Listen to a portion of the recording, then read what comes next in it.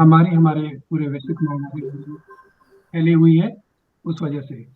लेकिन इस ऑनलाइन जो रूपांतरण हुआ है इस कार्यक्रम का, उसमें हमें कुछ बेनिफिट भी हुए, कुछ फायदे भी हुए। उसी में से ये है कि आज हम साथ ही हम लोग सब यहाँ पे ऑनलाइन इकट्ठे हुए हैं और दूर दराज से बैठे हुए हमारे साथी वक्तागण और श्रोतागण हमसे जुड़ पा रहे हैं। जैसा कि महेंद्र प्रसाद सिंह ने अपने संक्षिप्त से स्वागत वक्तव्य में बताया था कि यह आयोजन देश और विदेश में भी हो चुका है, वहां से भी हो चुका है। राजस्थान में भी ये व्याख्यान किया गया था, एक बार ताशकंद में भी हुआ। हमें इस बात की बेहद खुशी है कि इस बार हम दक्षिण भारत तक इसकी पहुंच बना पा रहे हैं। जैसा कि इस कार्यक्रम के परिचय के रूप में एक वीडियो हम लोगों ने सर्कुलेट किया था, आपने देखा भी होगा कि कैसे हम देश के जो ग्रामीण क्षेत्र है, ग्रामीण संस्कृति है, उसको देखने का प्रयास करते हैं और किस रूप में हम लोग इस संस्कृति को एक भारत के साझा कॉमन कंटूर जिसको कहते हैं, एक साझा ताना बाना के रूप में हम उस ग्रामीण संस्कृति को रेखांकित कर पाते हैं। ये हमारे लिए एक महत्वपूर्ण प्रयास होता है और उसी प्रयास में हम सफल हो, यही हम इसी कामना के साथ हम आज के कार्यक्रम को शुरू करने जा रहे हैं। मैं इस कार्यक्रम की शुरुआत में सबसे पहले मैं महेंद्र प्रसाद सिंह से आग्रह करूंगा। उन्होंने हालांकि अनौपचारिक रूप से तो स्वागत वक्तव्य कर ही दिया था, लेकिन फिर भी मैं औपचारिक रूप से उनसे निवेदन करूंगा कि वो स्वागत के रूप में 2 शब्द कहें। महेंद्र प्रसाद सिंह वरिष्ठ रंगकर्मी है और उनके नाटक देश विदेश में प्रसिद्ध है। वे रंगश्री नामक संस्था के संचालक और निदेशक है। आदरणीय महेंद्र प्रसाद सिंह।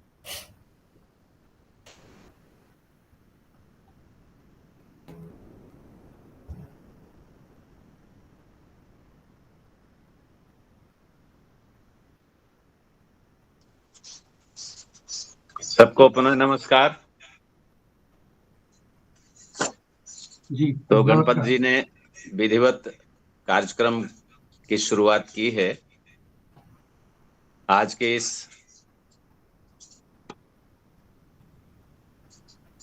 पहले दिन राष्ट्रीय जो हमारा वार्षिक परिसंवाद, व्याख्यान और पुस्तक विमर्श वगैरह होता है, उसके इस साल के पहले दिन पे आज आप सबका हार्दिक अभिनंदन है। विशेषकर जो हमारे इस पूरे कार्यक्रम को कुछ ही देर के बाद केरल से हम जोड़ेंगे या हम सब आपको ले चलेंगे केरल की ओर। रश्मि जी ले चलेंगी पी रवि साहब के गांव में। उसके पहले हम बता दें कि ये कार्यक्रम जो पहला होगा उसमें व्याख्यान देने वाले हैं अरुण कुमार त्रिपाठी साहब, प्रसिद्ध पत्रकार। आपका बहुत बहुत अभिनंदन है, स्वागत है। और इस परिसंवाद, इस वीर कुंवर सिंह व्याख्यान में अब तक 13 व्याख्यान हो चुके, 14वां अभी होने वाला है। और हम आपके इस व्याख्यान का बहुत दिनों से इंतजार कर रहे हैं, आज सुनने का सौभाग्य प्राप्त होगा। इस कार्यक्रम की अध्यक्षता कर रहे हैं इशरत आलम साहब, जो प्रसिद्ध इतिहासकार हैं। आपका भी इस कार्यक्रम में हार्दिक स्वागत है। रश्मि चौधरी जी व्याख्यान का प्रसंग करेंगी। आप तो संचालक भी हैं, आपका भी हम हार्दिक स्वागत करते हैं। देवेंद्र चौबे जी का स्वागत करते हैं, जो इस पूरे कार्यक्रम की परिकल्पना से लेकर के इसके कार्यान्वयन तक आप हमारा मार्गदर्शन करते हैं और हर स्तर पर आप हमारा सहयोग देते हैं।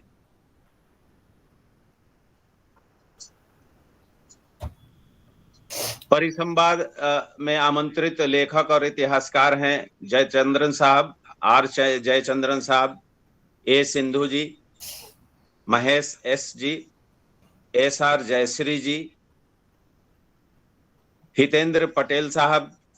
शुरू से ऐसे हमारे कार्यक्रमों में प्रत्यक्ष रूप से भी परोक्ष रूप से भी शामिल रहे हैं। आपका भी हार्दिक स्वागत है। आप सबका मेहर ज्योति सांगले साहब, आपका और सभी जो हमारे आयोजन में सहयोग देते रहे हैं, गणपत जी, उज्जवल जी, जेएनयू स्कॉलर्स की ओर से दीपक जी और तमाम विद्वान, दीपक राय जी, अभी जितने भी लोग जुड़े हैं, हम आपका रंगश्री की ओर से, क्रिएटिव हिस्ट्री की ओर से, जेएनयू स्कॉलर्स की ओर से और सभी हमारी सहयोगी संस्थाओं की ओर से बहुत बहुत स्वागत करते हैं। और कुछ ही क्षण में रश्मि जी आपको ले चलेंगी केरल की गांव, जहां से इस व्याख्यान का आप आनंद लेंगे और लाभान्वित होंगे। तो इन्हीं शब्दों के साथ हम आग्रह करेंगे रश्मि जी को, गणपत जी को, कि ये कार्यक्रम को आगे बढ़ाएं। बहुत बहुत धन्यवाद और अभिनंदन, स्वागत आपका। बहुत बहुत धन्यवाद आदरणीय महेंद्र प्रसाद सिंह। आपने संक्षेप में न केवल इस आयोजन की रूपरेखा को बता दिया, वरन बल्कि इसकी जो हमारी आयोजित करने की जो परंपरा है उससे भी आपने परिचित करवाया है। 2 दिवसीय इस आयोजन की, जैसा कि आप इसकी रूपरेखा से भी आप देख सकते हैं, इस 2 दिवसीय सम्मेलन में परिसंवाद है ग्रामीण इतिहास पर, और उसके साथ साथ हम 3 स्मृति व्याख्यान भी आयोजित करते हैं। पहला स्मृति व्याख्यान कुंवर सिंह स्मृति व्याख्यान है। दूसरा व्याख्यान जो है वो पहला आज होगा, दूसरा 2 व्याख्यान कल आयोजित होंगे। एक रामनारायण चौबे स्मृति व्याख्यान है और दूसरा व्याख्यान कुमार नयन स्मृति व्याख्यान है। ये दोनों व्याख्यान कल होंगे, आज कुंवर सिंह स्मृति व्याख्यान है। और इसके साथ ही हम ग्रामीण इतिहास और ग्रामीण संस्कृति से जुड़े विभिन्न प्रसंगों पर हम चर्चाओं का, परिसंवाद का आयोजन करते हैं। तो इसी में हम लोग, जैसा कि आप जानते हैं कि इस बार का आयोजन जो है उसके केंद्र में हम केरल के ग्रामीण जीवन और ग्रामीण संस्कृति है। आप और हम जानते हैं कि हमारे देश की राजनीति, समाज, इतिहास, वर्तमान, जो अब भी आप कहिए हमारे देश के मानचित्र से केरल की एक महत्वपूर्ण छाप दिखाई देती है। आप पर्यटन से उसको जोड़ लीजिए, आप किसी भी रूप में उसको जोड़ लीजिए, तो ये छाप जब हमें अलग रूप से दिखाई देती है तो एक उसका एक सहज आकर्षण भी हमारे मन में एक निर्मित होता है। तो उस आकर्षण के निर्माण के पीछे तो हमारी जो हमें ऊपर से जो कुछ दिखाई देता है वो है जो हम टीवी पर देख लेते हैं, जो हम फोटो में देख लेते हैं या आजकल सोशल मीडिया पर देख लेते हैं, जो हम गणतंत्र दिवस की झांकियों में देख लेते हैं। लेकिन जैसा कि हम लोग इस आयोजन के मार्फत हम जान पाए कि जो कुछ हमें ऊपर से दिखाई देता है, जो कुछ हमारे सामने आता है, लेकिन उसके पीछे एक बहुत गहन श्रमिक परंपरा होती है। उस श्रमिक परंपरा में गांव की केंद्रीय भूमिका होती है। यही बात केरल के बारे में है कि वहाँ की जो भौगोलिक विशेष स्थिति है, समुद्र के तट पर होने के कारण, और उसके साथ वहाँ के जो नारियल के पेड़ों की जो बहुतायत है, ये सब जो है उसको एक विशिष्ट रूप दे देते हैं। वहाँ की संस्कृति को, वहाँ के जो खेती है उसको, वहाँ का जनजीवन है उसको, वहाँ की संस्कृति को। तो इस बार इसलिए कि हमारे साथ केरल के लेखक जुड़ेंगे बातचीत में, तो मैं आग्रह करना चाहूँगा प्रोफेसर पी रवि से कि वो भी स्वागत के रूप में कुछ शब्द हमारे जो श्रोता है उनके लिए, और जो केरल से हमारे वक्ता श्रोता जो जुड़ रहे हैं उनके लिए भी कुछ शब्द वे स्वागत वक्तव्य के रूप में कहें। मैं आमंत्रित करता हूँ प्रोफेसर पी रवि को, जो कि जाने माने हिंदी के लेखक हैं और संपादक हैं। तो आदरणीय पी रवि सर।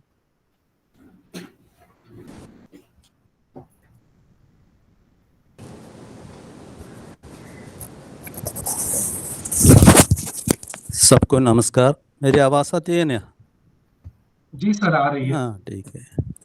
सबको नमस्कार। एक एक व्यक्ति के नाम लेना नहीं चाहूँगा, क्योंकि कोई यदि छूट जाए तो वो बहुत बुरा होगा। इसलिए सभी आयोजक संस्थाओं और स्वागत भाषण देने वाले विद्वान और सबको मेरा प्रणाम।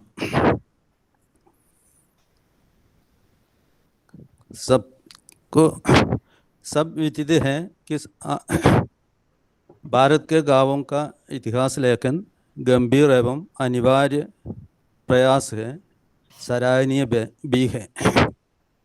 इतिहास लेखन परंपरागत इतिहास ग्रंथों की ओर से गांवों की उपेक्षा हुई है।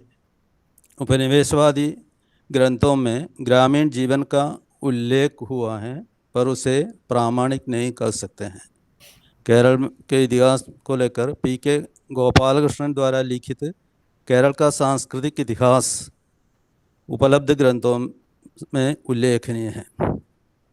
यहाँ एक बात 20 साल पहले शुरू हुआ था, लेकिन असफल ही हुआ है। यानी केरल की सरकार जो है, सरकार की तरफ से पंचायत के स्तर पर गांवों के इतिहास लेखन की शुरुआत की थी, लेकिन राजनीतिक हस्तक्षेप के कारण वो असफल ही हुआ है। संक्षेप में मैं यही कहना चाहूँगा कि प्रत्येक गांव के इतिहास यानी जीवन रीति, जाति व्यवस्था, सांस्कृतिक परंपरा, कारीगरी, वैद्य, कृषि तथा अन्य आर्थिक आधार, शिक्षा और इन सबसे परे विकसित राजनीतिक समझ और सामाजिकता पर भी गंभीर चर्चाएं अनिवार्य है। लेकिन हमारे सीमित समय में ये सब संभव तो नहीं है, इसलिए एक संक्षिप्त रूप यहाँ संभव हो जाएगा, इतना मात्र यहाँ इस समय कहना चाहूँगा। और सबको धन्यवाद और आगे का काम जारी रखिए। ठीक है।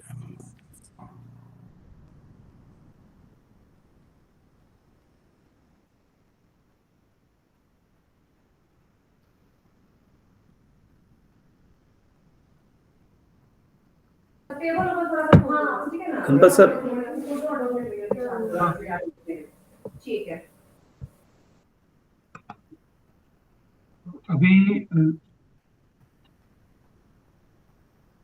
हम लोग का जो शेड्यूल था, उस हिसाब से हम लोग अभी व्याख्यान से इस कार्यक्रम की शुरुआत करने वाले थे, लेकिन किन्हीं कारणों से भी अरुण कुमार त्रिपाठी जी, जो कि व्याख्यान देने वाले हैं, वो भी जुड़ नहीं पाए हैं। तो हम लोग इस परिसंवाद से कार्यक्रम की शुरुआत करते हैं। तो इस परिसंवाद के लिए मैं जो केरल के गांवों से जो हमारा परिसंवाद होना था, उस परिसंवाद के प्रसंग में सबसे पहले मैं बातचीत के लिए डॉक्टर आर जयचंद्रन को आमंत्रित करना चाहूंगा। डॉक्टर जयचंद्रन जी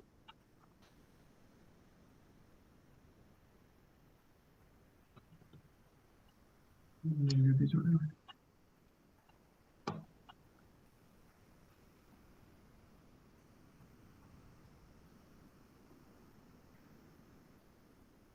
जयचंद्रन जी नहीं जुड़े हुए हैं? नहीं जुड़े हुए हैं सर। अच्छा। अरुण सर भी नहीं जुड़े हैं, जयचंद्रन सर भी नहीं जुड़े हैं।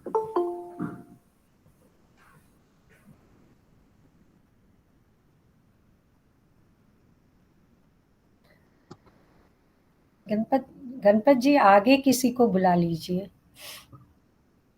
हाँ, आगे है मेरे साथ ए सिंधु जी अगर जुड़ चुके हैं तो उन्हें आमंत्रित कर लीजिए। जी नमस्ते। हाँ, मैं सिंधु। हाँ, जी सिंधु जी। हाँ, अच्छा, मैं शुरू कर देती हूँ। सबसे पहले सभी को मैं धन्यवाद अदा करना चाहूँगी जो मेरे गांव के संबंध में क्षम शब्द बोलने के लिए मुझे अवसर दिया है। और बिना समय लिए मैं अपनी बात की ओर बढ़ती हूँ। तो मैं यहाँ आपके सम्मुख हमारे केरल के पय्यनूर नामक गांव को प्रस्तुत करना चाहती हूँ, जो केरल के 14 जिलाओं में यानी डिस्ट्रिक्ट में उत्तर साइड में स्थित एक गांव है और वह कन्नूर डिस्ट्रिक्ट में है। और इस मेरा गांव मेरा इतिहास नामक इस कार्यक्रम में पय्यनूर पर रखते हुए मैं एक बात आपसे कहना चाहती हूँ कि ये जो पय्यनूर का इतिहास है, इससे पहले भी भारत के इतिहास में मौजूद है, क्योंकि ये गांव दूसरे बरदोली के रूप में जाने जाने वाले एक गांव है। इसीलिए शायद सभी इतिहासकार इससे परिचित भी होंगे। तो पय्यनूर की जो खासियत देखिए, पय्यनूर की जो भौगोलिक सीमाओं के आधार पर देखा जाए तो पय्यनूर के ईस्ट साइड में चंगुरीचाल नामक नदी है और वेस्ट में कव्वाई, नॉर्थ में पेरुम्बा, साउथ में पुन्नकड़व। इन चारों नदी के बीच में स्थित एक गांव है पय्यनूर। और इस गांव की जो भौगोलिक सीमाओं के परे, हर एक गांव का अपना अस्तित्व होता है भौगोलिक सीमाओं के परे, उसी प्रकार पय्यनूर जो है, पय्यनूर का भी अपना अस्तित्व है और पय्यनूर इस भौगोलिक सीमाओं के परे जाते हुए हमें नजर आती है।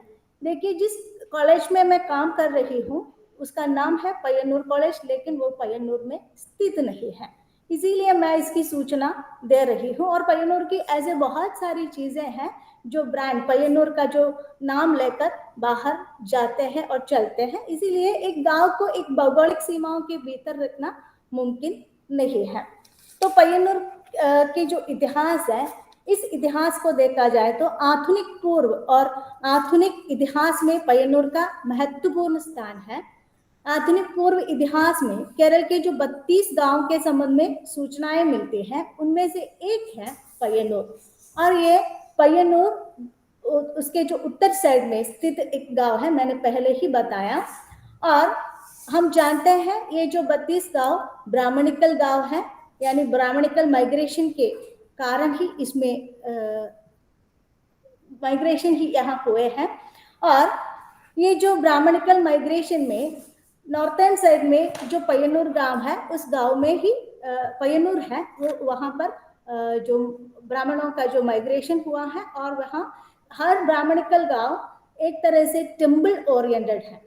और ये टेम्पल ओरिएंटेड होने के कारण टेम्पल के चारों ओर ही ये जो ब्राह्मण लोग रहते थे, यानी यहाँ हम मलयाली उसे नंबूदरी कहते हैं। और ये जो ब्राह्मण लोग रहते हैं, और निश्चय ही पय्यनूर में भी पय्यनूर एक टेम्पल है, पय्यनूर टेम्पल जैसे जाने जाते हैं। और ये जो सुब्रमण्यन इसकी मूर्ति है। और ये जो नाम पय्यनूर को ये जो नाम मिलने का कारण भी यही है, क्योंकि पय्यन माने सुब्रमण्यन, और सुब्रमण्यन के ऊर माने जो वासस्थान है, उसी अर्थ में ही पय्यनूर नाम मिला है। और इतिहासकार ऐसा भी बता रहे हैं कि ऐसा नहीं है नाम मिला है, क्योंकि पय्यनूर पाठ नामक जो प्राचीन साहित्य है, उस साहित्य में ये बताया गया है कि ये जो नाम है पय्यनूर से मिला है, ऐसा बताया गया है। कुछ भी हो, ये जो ब्राह्मणिकल माइग्रेशन के उपरांत ही ये जो गांव है, इस गांव के लिए पय्यनूर नाम मिला है, ऐसा हमें इतिहास से पता चलता है। और यहाँ की जो ब्राह्मण लोग हैं, यानी नंबूदरी लोग हैं, केरल के अन्य गांव से भिन्न मैट्रियार्किकल व्यवस्था अपनाए थे, मैट्रियार्किकल सिस्टम ही उन्होंने फॉलो किया है। और ये इसीलिए ही यहाँ के जो नंबूदरी लोगों को वहाँ के यानी केरल के अन्य गांवों के जो लोग हैं, उनके इतना अधिक प्रधानता उन्हें नहीं मिलते हैं। और उसकी जो पय्यनूर टेम्पल को केंद्र में रखकर वहाँ के आसपास नंबूदरी लोग रहते हैं, यानी ब्राह्मण लोग रहते हैं, और उसके 2 मीटर दूरी पर ये जो जाति व्यवस्था के आधार पर पोदुवाल यानी जिसे ऊराल और काराल ऐसे 2 शब्दों से अभिहित किया जाता है। पोदुवाल, वाणिया, शालिया यानी बुनने वाले लोग। केरल के जो जाति सिस्टम है, इस जाति सिस्टम के मुताबिक जो है वहाँ के जो लोग रहते थे, और निश्चय ही केरल के अन्य जो जगह है उस जगह से भिन्न एक जाति सिस्टम, लोकल जाति सिस्टम पय्यन्नूर में मौजूद भी है। इसलिए अन्य गांव से एक भिन्नता पहले से ही ये जो पय्यन्नूर रखते हैं। तो सभी ये जो अमुक अमुक जाति के अपने अपने काव होते हैं, यानी एक मंदिर जिसे हम क्या कहते हैं, लोकल जो देवी देवताएं हैं हमारे यहाँ तेयम कहते हैं, और वाणिया जाति के जो लोग हैं उनके लिए मुचलोड़ के जो गांव, मुचलोड़ नामक एक टेम्पल होते हैं और वहाँ तेयम चलते हैं। साल में एक ही बार जो है तेयम चलते, वहाँ तेयम उत्सव या मेला जो चलती है, और वहाँ की हमारे जो ये जो तेयम बाहर से दिखने वाले लोगों के लिए ये जो एक परफॉर्मिंग आर्ट्स हो सकते हैं, लेकिन हमारे लिए हमारे विश्वास से, हमारी भावनाओं से जुड़ी हुई बातें हैं, और हर जाति के लोगों के लिए अपने अपने तेयम है। और जिस प्रकार मैंने कहा वाणिया के लिए मुचलोड़ है, और मणियाणी लोग जो जाति है मणियाणी के लिए कन्नंगाट है, ऐसे दिया समाज के लिए मंबलम है। ऐसे ऐसे बहुत सारे जो तेयम हमारे यहाँ होते हैं, और हर जाति के तेयम उनका अपना होता है, लेकिन ये सभी उन गांव के सभी लोगों का होता है। तो देखिए वहां से जो शुरू होती है जो जाति क्रम या जाति संरचना जो है, ये संरचना आज भी पय्यन्नूर में विद्यमान है। निश्चय ही ये जो मॉडर्नाइजेशन के कारण इसमें थोड़े बहुत बदलाव तो आ चुके हैं, लेकिन वहाँ ये जो जाति की जो कॉलोनियां हमें दिखाई दे रहे हैं। तो ये जो 7वीं और 8वीं दशक से लेकर जो ब्राह्मणिकल गांव का जो शुरुआत हुई थी, तो वहां से होकर जो आगे निकलती है, तो आगे निकलने पर हमें ये जो आधुनिक जो इतिहास में देखा जाए तो ये जो कॉलोनियल पीरियड है, और टेम्पल केंद्रित होकर जो गांव का विकास हुआ था, वहीं से कोकानिशेरी नामक, यानी पय्यन्नूर का ही एक जगह है कोकानिशेरी नामक जो जगह है वह केंद्र के रूप में बन जाते हैं। जब कॉलोनाइजेशन यानी मलबार सीधे जब टिपू के आक्रमण के उपरांत मलबार सीधे जब श्रीरंगपट्टनम की जो एग्रीमेंट है इसके उपरांत मलबार सीधे कॉलोनाइजेशन के यानी ब्रिटिश अधीनता में आ जाते हैं। तो मलबार के ऐसे आ जाने पर मलबार के जो पय्यन्नूर है, पय्यन्नूर का जो कॉलोनाइजेशन हो जाता है, और बैसल मिशन स्कूल की स्थापना हो जाती है, और कोकानिशेरी जो है वह एक केंद्र के रूप में बन जाते हैं, यानी पय्यन्नूर का कोकानिशेरी नामक जगह। तो देखिए भारत के जो राष्ट्रीय आंदोलन है, इस इतिहास में पय्यन्नूर का बहुत महत्वपूर्ण स्थान है। मैंने पहले ही कहा इसे दूसरा बरदोली के रूप में जाने जाने वाले गांव हैं, और ये इसलिए जाने जाते हैं कि यहाँ पर नमक आंदोलन जो है वो सशक्त रूप में यहाँ पर हुए थे, और ये जो मॉन्यूमेंट के रूप में यहाँ उलियत्तु कड़वु नामक जो जगह है उसी पर ही ये जो नमक आंदोलन चले थे। और ये जो नमक आंदोलन का प्रभाव तो बहुत बढ़िया जो यहाँ के जो जनता के ऊपर पड़ा है, और 1920 से लेकर के 47 तक के जो समय है, उस समय पय्यन्नूर का जो गांव, पय्यन्नूर नामक जो गांव है, उस गांव में राष्ट्रीय आंदोलन की सशक्त धारा चल रही थी। और आप देखिए 1928 में नेहरू की अध्यक्षता में यहाँ इंडियन नेशनल कांग्रेस की मीटिंग चलती है, और 34 में पय्यन्नूर में गांधी का आना, और स्वामी आनंद तीर्थन द्वारा दलित लोगों को, दलित बच्चों को पढ़ाने के लिए सबरमती के समान एक आश्रम खोलना, यानी श्री नारायण गुरु स्कूल जो है उसकी स्थापना करना, और दलित बच्चों को पढ़ाना, और उसके इसी से जुड़कर खादी का जो प्रचार है, जो आज के पय्यन्नूर को पय्यन्नूर बनाते हैं, खादी यानी स्वदेशी मूवमेंट और खादी के जो प्रचार जो है यहाँ सशक्त रूप में हो जाते हैं। और खादी जो है पय्यन्नूर की एक पय्यन्नूर की ब्रांड बन जाते हैं। आप देखिए पय्यन्नूर खादी, ये जो है पय्यन्नूर को केरल के यानी भारत के सभी जगहों तक इसी नाम से जाने जाते हैं। और यहाँ की जो पय्यन्नूर सिल्क है, पय्यन्नूर के जो धोती है, ये सब कुछ जो है पय्यन्नूर को एक ब्रांड के रूप में स्थापित कर लेते हैं। तो ये जो नवजागरण जो है, पय्यन्नूर का जो नवजागरण कॉलोनाइजेशन के पीरियड में हो जाते हैं। और सबरमती मॉडल में बनाए गए जो स्कूल है, इस स्कूल में बहुत सारे जो दलित बच्चे पढ़ते हैं। और पय्यन्नूर में ये जो बच्चे जो हैं, ये जो बच्चे का पढ़ना जो है एक तरह से पय्यन्नूर की जो जाति क्रम को तोड़ने की, या जाति क्रम जो है या जातीयता की या दलित नवोत्थान के रूप में, नवजागरण के रूप में इसे देखा जा सकता है। और साथ ही साथ खादी का जो प्रचार है, वो इसे एक तरह से जेंडर दृष्टि से भी देखने की, यानी जेंडर प्रोग्राम के रूप में भी हम देख सकते हैं। क्योंकि खादी में जो काम करने वाले के लिए आने वाले बहुत सारी जो स्त्रियां हैं, इस खादी से होकर वे लोग राष्ट्रीयता आंदोलन की और राष्ट्रीयता आंदोलन में पहुंचती नजर आती हैं। तो ऐसे में स्त्री का जो समाज में उतरने के काम करने या उतरवाने का जो दायित्व जो है खादी के प्रचार ने किया है।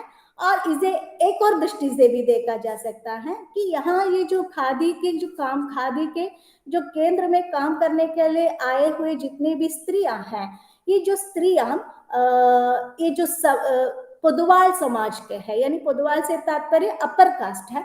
और यहाँ ये जो है बुनकर समाज है, और बुनकर समाज का सशक्त केंद्र भी है यहाँ।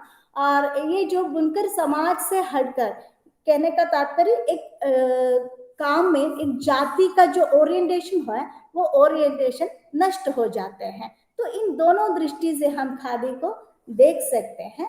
और इसी के आधार पर आप देखिए, इससे पहले भी यहाँ बहुत सारे ऐसे स्त्री आंदोलन हुए हैं जो मिथ के रूप में यहाँ जाने जाते हैं। और आप देखिए ये जो तेयम है, तेयम में सारे के सारे जो तेयम जो भगवती होती है, यानी स्त्री, जितने भी स्त्रियां जो दबाए गए हैं, ये जो स्त्रियों का ही प्रतिरूप ही हमारे सामने सबसे अधिक रूप में, इसका ये कतई अर्थ नहीं है अन्य किसी भी तरह के जो तेयम नहीं है, बल्कि देखिए भगवती ही सबसे सशक्त तेयम के रूप में हमारे यहाँ आ जाते हैं। तो ऐसे खादी का जो प्रचार और जो नेहरू और गांधी के जो आगमन, ये सब कुछ जो है हमारी जो सामाजिक और सांस्कृतिक परिदृश्य में बहुत अधिक बदलाव लाते हैं, यानी पय्यन्नूर के। और यही से आप देखिए कृषक आंदोलन जो है, यही से सशक्त होते हुए हमें नजर आते हैं। ये वर्तमान पय्यन्नूर को देखा जाए तो ये जो कम्युनिस्ट ग्रामम ऐसा हम कह सकते हैं। तो ये जो 40 से लेकर की जो कृषक आंदोलन है, ये इसमें बहुत अधिक रूप से योगदान भी दे रहे हैं। और जैसे कय्यूर करिवल्लूर आंदोलन, ये सब जो है हमारे इतिहास में महत्वपूर्ण स्थान रखते हैं।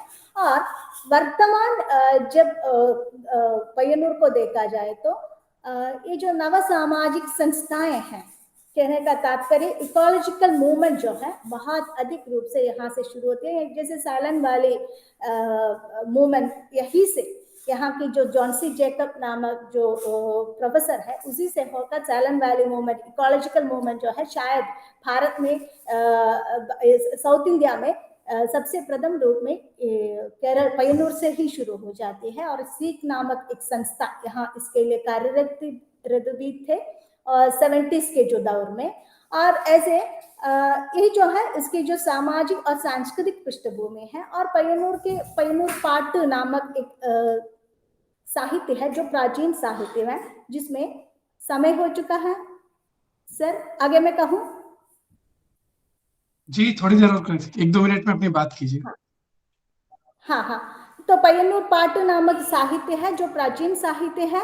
और ये जिस प्राचीन साहित्य में नीलकेशी की जो कहानी बताई जाती है, और इस कहानी के मुताबिक हमें ये पता चलता है कि यहाँ की जो मैट्रियार्किकल व्यवस्था से पैट्रियार्किकल व्यवस्था की और बदलने की जो प्रक्रिया का रेजिस्टेंस जो है उसमें दिखाई दे रहे हैं।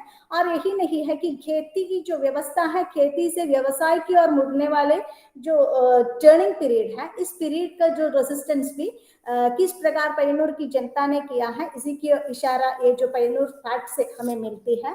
और यहाँ पय्यनूर में पूरम है, पूरम कुली और पूरम नामक जो उत्सव चलते हैं। और पय्यनूर के अपने कोलकली है, मरतगली है।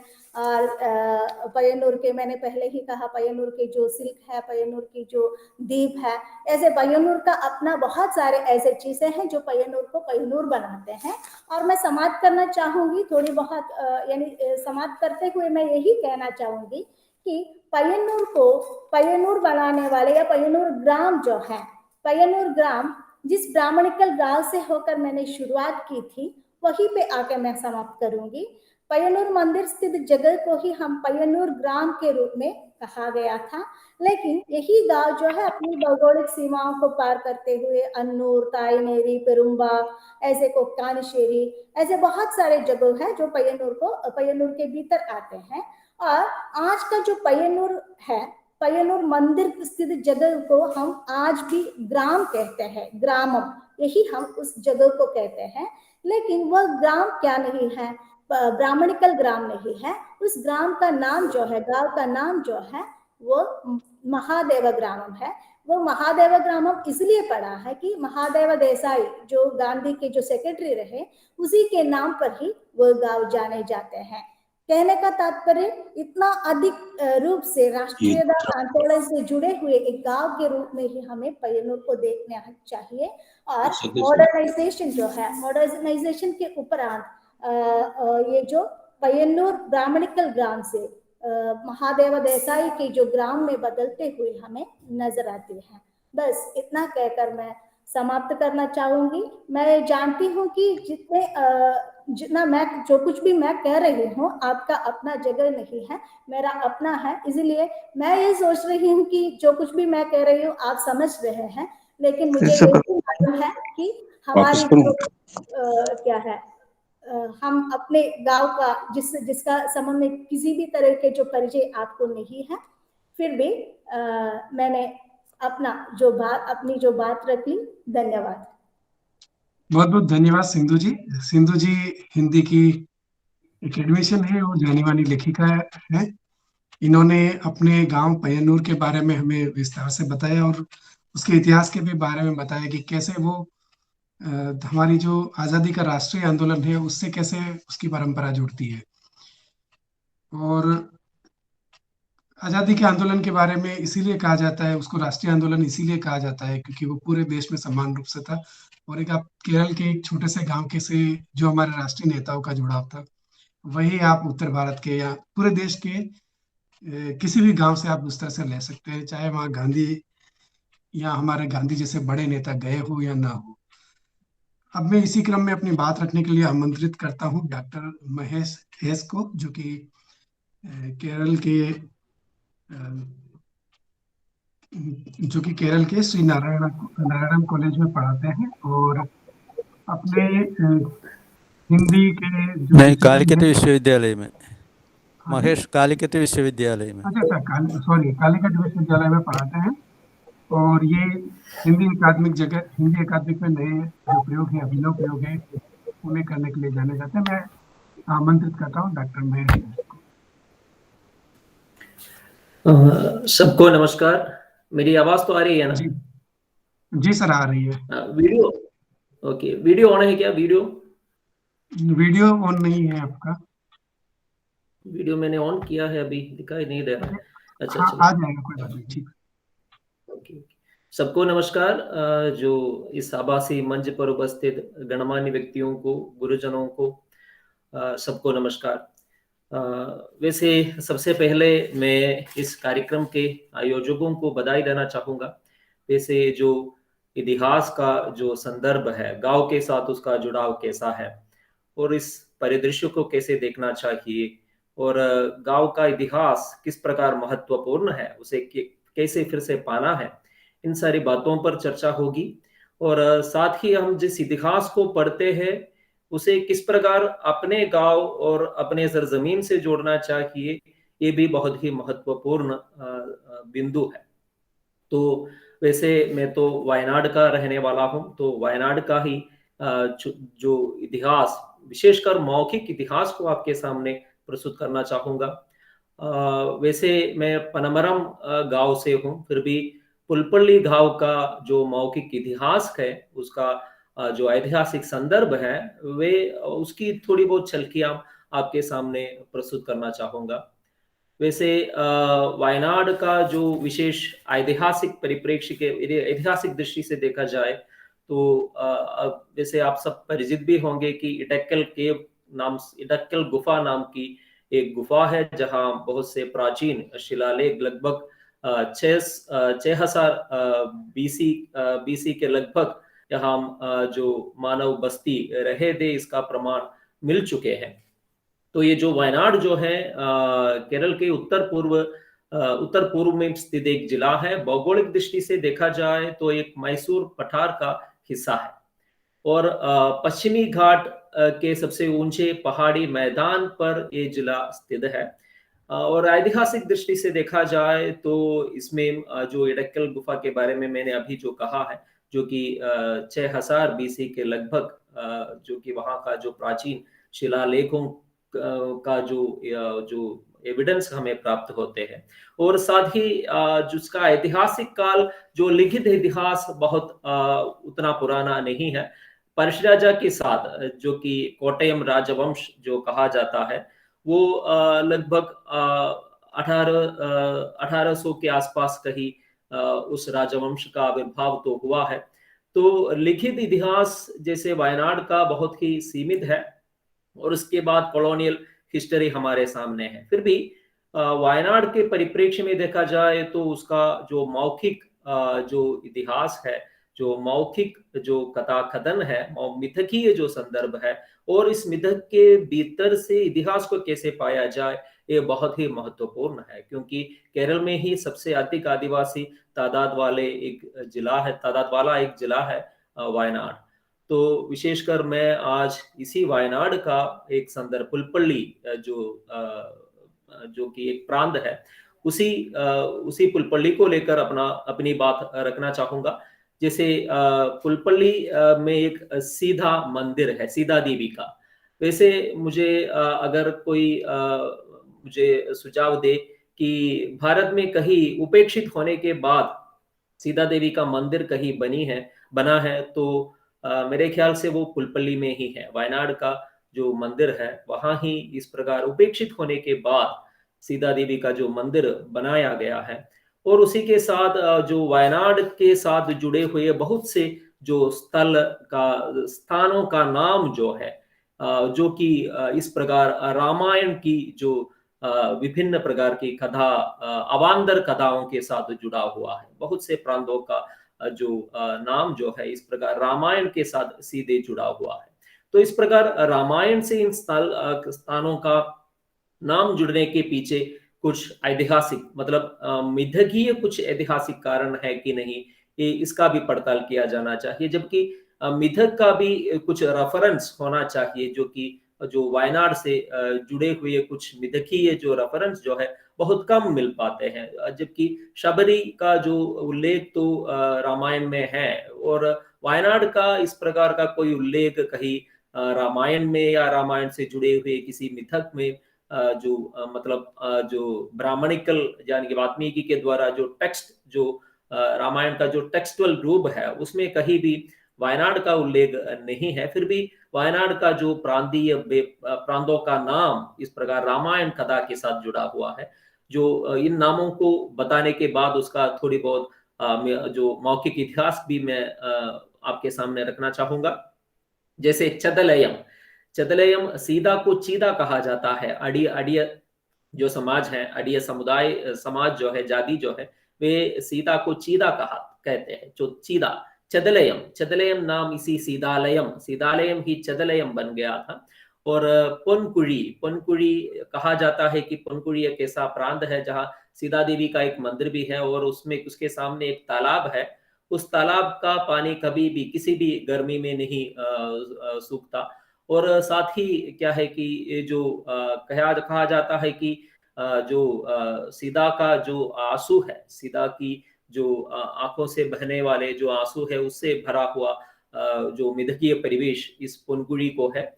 और उसी प्रकार आलतरा है, आलिम कुलम है, आश्रमम कुल्ली, जो कि आश्रमम जो कि वाल्मीकि का जो आश्रम रहा था, और उसके साथ जुड़ा हुआ ये जो आश्रमम कुल्ली, और उसके साथ शशिमला का संदर्भ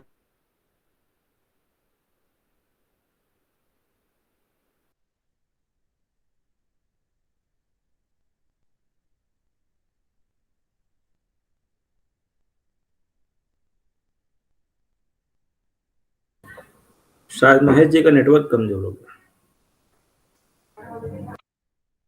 हाँ, शायद। हेलो, हाँ, आवाज आ रही हेलो, है। मेरी आवाज आ रही है? हाँ, अब आ रही है सर। नेटवर्क का कुछ प्रॉब्लम रहा था शायद। अभी तो आवाज ठीक से आ रही है ना? हाँ, हाँ, जी आ रही तो इसी प्रकार कंडत्वयल नाम, कंडत्वयल का मतलब है, कंडत्वगा का मतलब है देखना।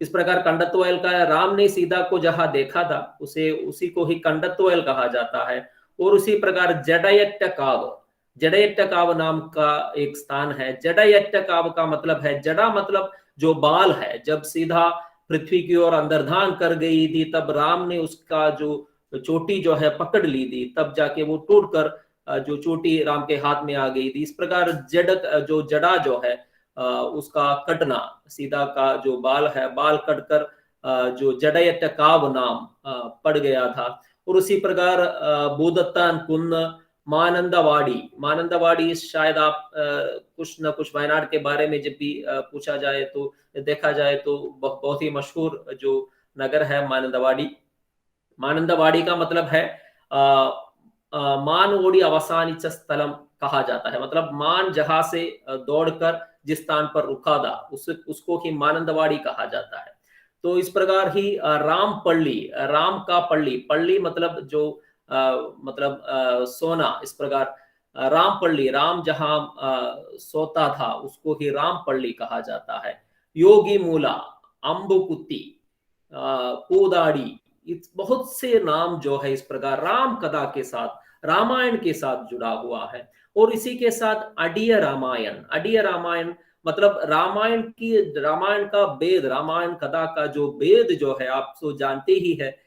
जितने रामायण का जो संदर्भ, जैसे जिस प्रकार रामानुजन ने जो आलेख जो लिखा है कि 300 नहीं, 3000 नहीं, उससे भी अधिक जितने भी गांव है उतने ही रामायण भी हो सकते हैं। उसी प्रकार रामायण कथा का, अडिय रामायण का एक विशेष संदर्भ है, क्योंकि अडिय रामायण में सीता के पक्ष को लेकर जैसे आप सब जानते हैं चंद्रवदी रामायण जिस प्रकार सीता के पक्ष को लेकर लिखा गया है, उसी प्रकार अडिय रामायण की भी एक विशेषता है कि अडिय रामायण में सीता के पक्ष में जो अब देखिए कि कथा कथन की जो प्रणाली जो है, विशेषकर अब एक जाति के तहत अडिय जो समाज जो है, जो जाति जो है, इस प्रकार कथा कथन की एक विशेष प्रणाली अपने साथ रखते आए हैं। वे विभिन्न प्रकार की इस प्रकार कहानी को, वैसे मानवीय जो विकास के दौर में इस प्रकार कहानी कथा पर, मिथकीय जो संदर्भों पर विश्वास रखना, मनुष्य को एक साथ, जैसे आप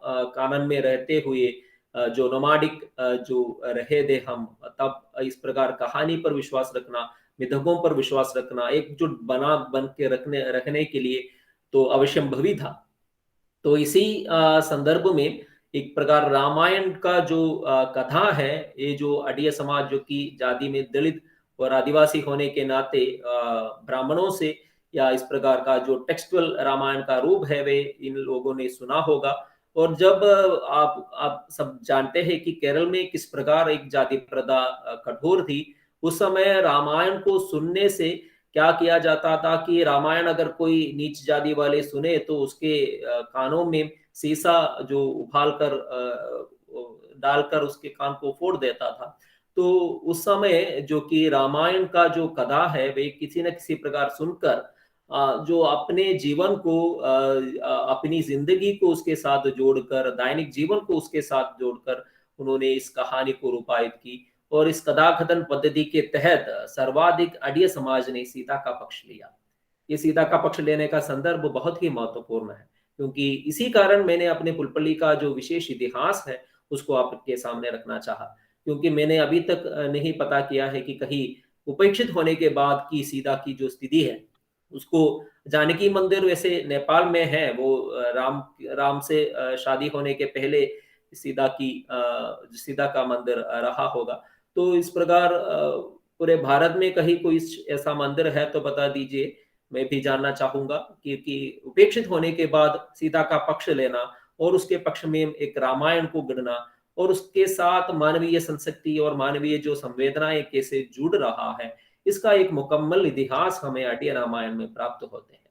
तो यही मतलब इसके माध्यम से किस प्रकार इतिहास को कैसे इससे पाया जाए।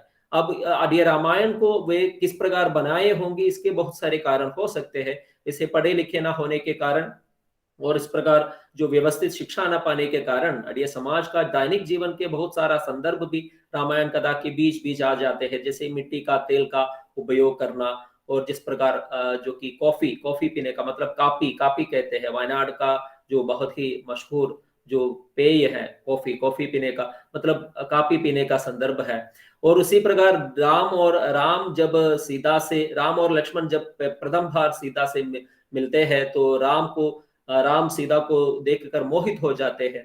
तब लक्ष्मण कहते हैं कि आप खुद जाकर सीता से कहिए अपने मन की बात।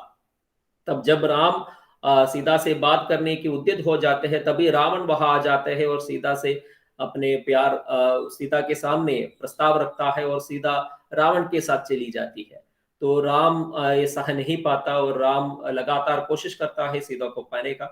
फिर भी जब इस प्रकार हनुमान की सहायता से जब राम सीता को पाते हैं और सीता राम के साथ चलने को तैयार हो जाती है, और फिर जब सीता राम के साथ रहने लगती है, तब जाके जिस मतलब रावण के साथ सभी सुख सुविधाओं के साथ सीता तो रही थी, जब राम के साथ आ गया तो राम तो इस प्रकार कानन में जिस प्रकार जो शिकार करते हुए जो जीते हैं, तो सीता को इससे मनमुटाव होने लगती है और उसी प्रकार दोनों के बीच तकरार होने लगता है। और राम ने सीता को जाके लक्ष्मण से कहता है कि इसे कानन में जाके छोड़कर आने को कहता है, जबकि और अंत में जो कि रामायण की कथा का ही संदर्भ वहां आते हैं कि लव कुश ने जो अश्व को बांध कर राम से युद्ध करते हैं और अंत में इसका पर्यवसान इस प्रकार होता है कि सभी जो उस गांव के जो मतलब बुजुर्ग है, जिसे मोपन कहा जाता है, जैसे क्लान हेड जिसे कहा जाता है, कि जो मोपन जो है, जो बड़े बुजुर्ग है, वे सब आकर राम को समझाते हैं कि राम तुमने क्या किया, तुमने जो अन्याय किया है उसका परिहार करना है। इस प्रकार राम सब लोगों ने मिलकर जो व्यवस्था बना ली और इस प्रकार राम को सीता के साथ चलने का मतलब उन्होंने राम को सीता के साथ मतलब जुड़कर दोनों को इस प्रकार मतलब एक दूसरे को प्यार करते हुए जीना चाहिए, सबक सिखाकर वापस भेजते हैं। तो यही अड़िया रामायण की एक कथा, मौखिक कथा का संदर्भ है, जिसके अब देखा जाए तो इसी के साथ पुलपल्ली के बहुत से सीता के साथ जुड़े हुए बहुत से उदाहरण भी हमारे सामने हैं। तो मैं अपनी बात समाप्त करना चाहूंगा। वैसे समय तो कुछ ज्यादा हो गया है लगता है, फिर भी इतना ही कहना चाहूंगा कि एक कथा तंतु के माध्यम से और सीता के पक्ष को लेकर, सीता के पक्ष में एक पूरा का पूरा एक जिला ही, उसके प्रतीक ही, बहुत से प्रतीक भी सीता के पक्ष में जहां खड़ा है उसे फिर से गोजना चाहिए। उसमें जो छूट गया है, हमसे जो छूट गया है, उसके इतिहास को फिर से पाना चाहिए। इतना कहकर समाप्त करना चाहूंगा। बहुत बहुत धन्यवाद। बहुत बहुत धन्यवाद डॉक्टर महेश एस। आपने केरल के स्थानीय प्रसंगों को जोड़ते हुए रामकथा के जो विभिन्न नरेटिव्स हैं उनसे बात अपनी जोड़ने का प्रयास किया। आपको बहुत बहुत धन्यवाद। इसी क्रम में मैं अब अपनी केरल के गांवों के संबंध में अपनी बात रखने के लिए मैं आदरणीय प्रोफेसर डॉक्टर जयचंद्रन आर को आमंत्रित करता हूँ। प्रोफेसर जयचंद्रन केरल विश्वविद्यालय में हिंदी विभाग के विभागाध्यक्ष हैं और वे जाने माने अकादमिशियन हैं। उनके जो लेखन का आयाम है वो बहुत विस्तृत है, समकालीन साहित्य से लेकर अगर आप देखें तो वो रामकथा के पुनर्पाठ तक से जुड़े हुए हैं। तो ये एक विस्तृत उनकी साहित्यिक परंपरा है, और मैं उनको इस साहित्यिक परंपरा को वो अपने केरल के गांवों से किस रूप में जोड़कर देखते हैं, या फिर वहाँ के गांव की क्या खालिश विशेषताएं वे बताते हैं, इन सब उत्सुकता के साथ में आमंत्रित करता हूँ आदरणीय प्रोफेसर जयचंद्रन जी। गणपत जी, आवाज आ रही है? जी सर। नमस्कार। नमस्कार मैं सर। सबसे पहले आयोजकों को धन्यवाद अदा करना चाहूंगा, क्योंकि आपने अपने सृजनात्मक इतिहास वार्षिक सम्मेलन में भारत मेरा गांव मेरा इतिहास इस परंपरा में बोलने के लिए मुझे भी योग्य समझा, और हमारे केरल के ही आयोजक प्रोफेसर रवि जी को भी मैं धन्यवाद अदा करता हूं। देखिए, मुझे कहा गया कि अपने गांव के बारे में कुछ बातें रखें। मेरा गांव असल में केरल में 14 जिला है, आप जानते हैं। इन जिलाओं में सबसे छोटा जिला है आलपुरा, जिसे आलेपी नाम से भी जाने जाते हैं। उस आलेपी जिला के एक गांव है तगड़ी। तगड़ी गांव तो मशहूर इसलिए भी है कि वहां के कथाकार तगड़ी शिवशंकर पिल्लई, जो ज्ञानपीठ पुरस्कार विजेता है, उनकी काफी रचनाएं, आप मशहूर रचनाएं बहुत सारे पढ़ चुके होंगे, क्योंकि बहुत सारी भाषाओं में, देशी और विदेशी भाषाओं में उनकी कई रचनाओं का अनुवाद भी हमारे सम्मुख है। ये इसकी सबसे बड़ी खूबी है कि इस गांव को मशहूर बनाने में हमारे गांव के कहानीकार, उपन्यासकार, मलयालम के महान यथार्थवादी कथाकार का योगदान है। उस पर मैं बाद में बात करूंगा। ये गांव जो है तीनों तरफ से नदियों से घिरा हुआ है। असल में आलपुरा जिला के कुटनाड़ एक तालुक है। कुटनाड़ की भी खासियत ये है कि ये समुद्री तट से 4 फीट से लेकर 10 फीट तक नीचे है। कुटनाड़ की जो भू प्रकृति है, भौगोलिक स्थिति जो है, वो 4 फीट से 10 फीट नीचे है, इसलिए हमेशा बाढ़ आती रहती है। मतलब साल में जब भी बारिश होती है, वहां हर प्रदेश में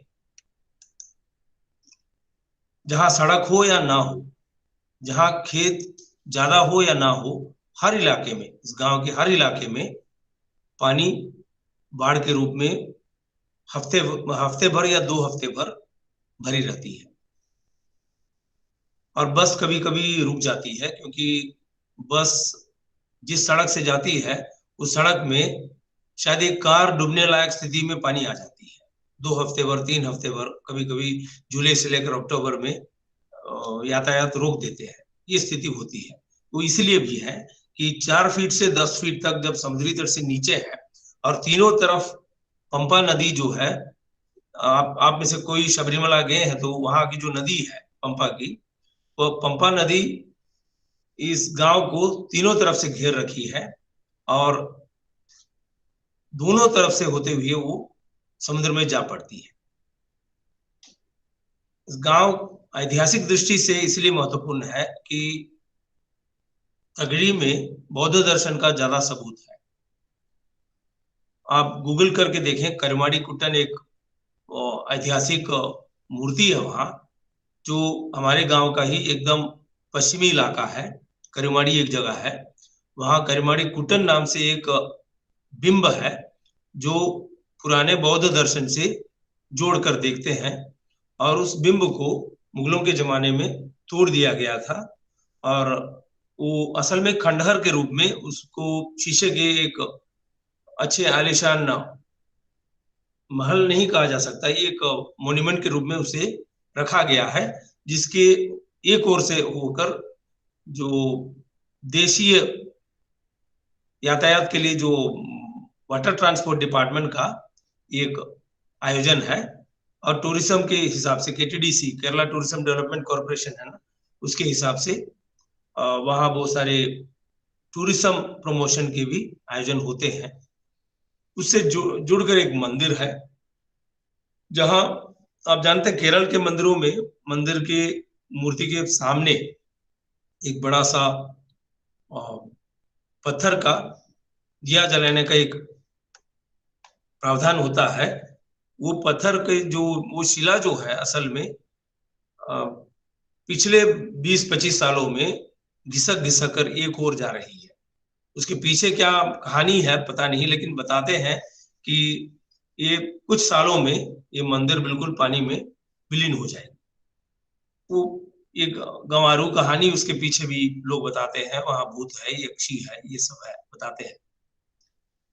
और देखिए यहाँ बुद्ध दर्शन से प्रभावित होने के बावजूद भी दोनों शैव दर्शन और वैष्णव दर्शन के बहुत सारे मंदिर मिलते हैं। जहां केरल के कृष्ण मंदिरों में सबसे मशहूर एक मंदिर हमारे गांव के ही पश्चिमी इलाके में अम्बलपुरा जो है, वो भी एक गांव है, वहां स्थित है। और इस गांव की खूबी ये है कि 5 किलोमीटर पीछे जाए तो समुद्र है और तीनों ओर नदी भी है।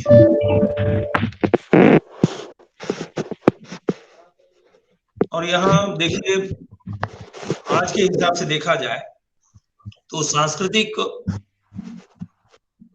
नक्शे को देखा जाए तो वहां 1705 में पालघाट में जन्मे एक मलयालम के कवि है कुंजन नंबियार, जिनकी मृत्यु 1770 में अम्बलपुरा गांव में हुई। उनका कार्यभार जो है वो पूरा जो दरबारी कवि के रूप में अम्बलपुरा के चंबकश्रेणी राजा के दरबार में रहते थे। और इन्होंने ही एक नृत्य रूप जो है केरल में कथकली के समान एक नृत्य रूप है जो व्यंग्यात्मक हास्य व्यंग्यात्मक नृत्य रूप के रूप में जाना जाता है, ओटन तुल्लल का आविष्कार किया। और एक मिड़ाव एक वाद्य है, संगीत वाद्य है, उसको उस मंदिर के एक कोने में, मतलब अम्बलपुरा के जो श्री कृष्ण मंदिर है उसके कोने में कुंजन नंबियार द्वारा बजाए गए जो संगीत वाद्य है मिड़ाव को रखा गया है।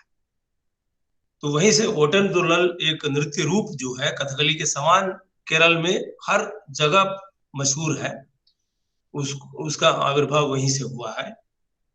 फिर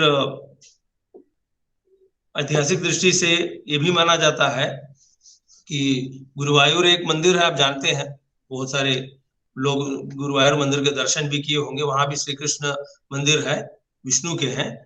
और गुरुवायूर मंदिर के जो गुरुवायूर के भगवान है, भगवान का बालकृष्ण रूप जो है अम्बलपुरा श्री कृष्ण मंदिर में है।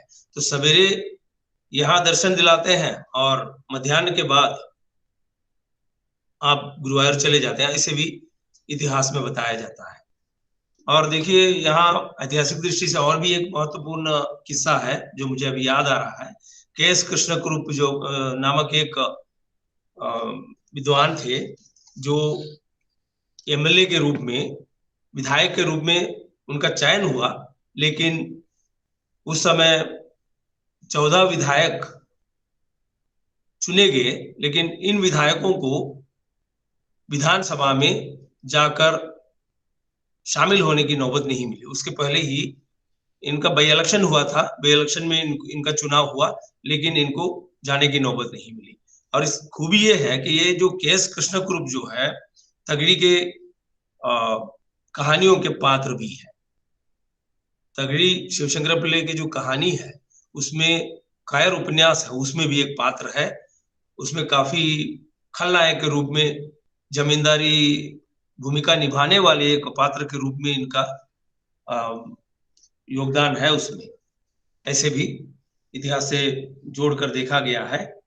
फिर देखिए आज के हिसाब से देखा जाए तो सांस्कृतिक दृष्टि से गांव बहुत ही आगे बढ़ चुका है। और आप जानते हैं जैसे कि केरल में शिक्षा की दृष्टि से 100% साक्षर लोग रहते हैं, उसमें 100% आलपुरा जिला में है। और आलपुरा जिला में 100% साक्षर लोग हमारे गांव के हैं। और उसमें देखिए अभी 2021 की बात मैं कर रहा हूं, जो livelihood inclusion and financial empowerment life mission एक स्कीम है केरल सरकार की ओर से। उसमें 2020-21 में जो एनुअल प्लान फंड के विनिमय में पूरे राज्य भर में हमारे गांव का स्थान अव्वल है। वहां पंचायत 154.9% फंड का इस्तेमाल कर चुका है। उसमें 1.25 करोड़ जो है लाइफ मिशन के तहत और 13,70,000 आर्द्रम मिशन के तहत और 14 लाख पब्लिक एजुकेशन, 18.88 लाख सुभिक्षा केरलम एक योजना है उस पर खर्च करते हुए इन लोग अभी रिकॉर्ड दर्ज कराया है। और इस दृष्टि से सांस्कृतिक और प्राकृतिक वातावरण को देखें तो यहाँ काफी ऐसे इलाके हैं जो दर्शनीय है।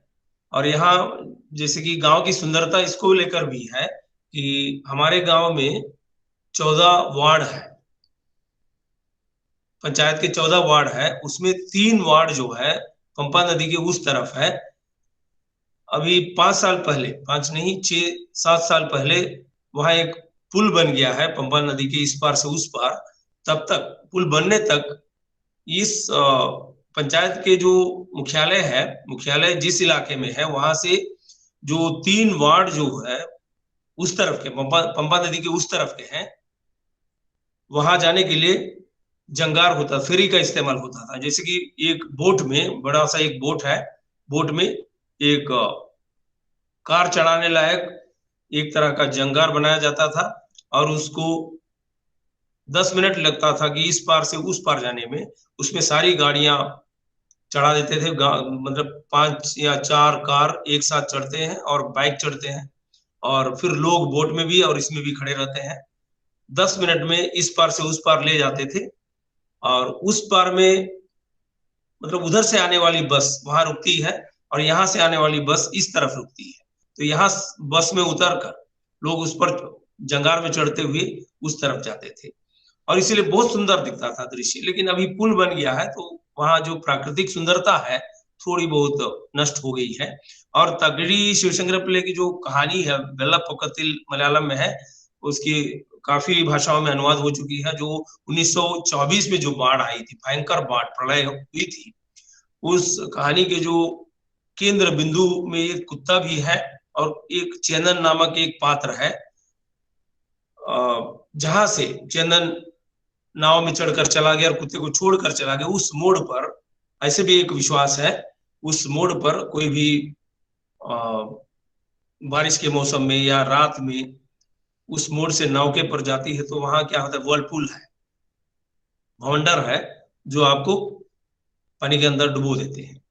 और वहां पर ऐसे भी है कि 1924 में जो बाढ़ आई उसमें पूर्वी दिशा से एक घर बहते हुए आई, मतलब घर लकड़ी का बनाया हुआ है और दरवाजा अगर खोल लिया तो पानी अंदर चले जाने की संभावना है। तो सवेरे, बड़े सवेरे मुर्गा घर के ऊपर, छत के ऊपर बैठकर, छत मतलब ये कच्ची है, मकान कच्ची है, पक्की नहीं है, तो उसके ऊपर बैठकर जब मुर्गा आवाज देता है तो मालिक आकर दरवाजा खोलता है तो एकाएक वो पूरा घर वहां उसी मोड़ पर पानी में डूब गया था। ऐसे भी बहुत सारी कहानियां, ग्रामीण कहानियां हैं। और गांव एकदम मतलब सेक्युलर है, कोई सांप्रदायिकता वहां नजर नहीं आती है, क्योंकि एक वार्ड पूरा मुस्लिम का है, एक वार्ड पूरा ईसाई का है, एक वार्ड पूरा मतलब दलित और पिछड़े जात के लोग रहते हैं और एक वार्ड में सब मिलजुल कर रहते हैं। इस प्रकार 9 जो वार्ड है, अभी 14 वार्ड में बदल गया है। ये जो उस समय 9 वार्ड में 9 विभिन्न तरह के समाज के लोग रहते थे, लेकिन कोई वहां क्या है, दंगा फसाद नहीं, कोई मारपीट नहीं, कोई राजनीति भी नहीं थी। बहुत ही स्वस्थ सुंदर गांव था। लेकिन आजकल तो ग्लोबलाइजेशन आ गया है, जमाना बदल गया है, इतना जो बदला वहां भी नजर आता है। तो यहाँ मैं समेटना चाहता हूँ, इतना कहते हुए मैं धन्यवाद अदा करता हूँ और विदा लेना चाहता हूँ।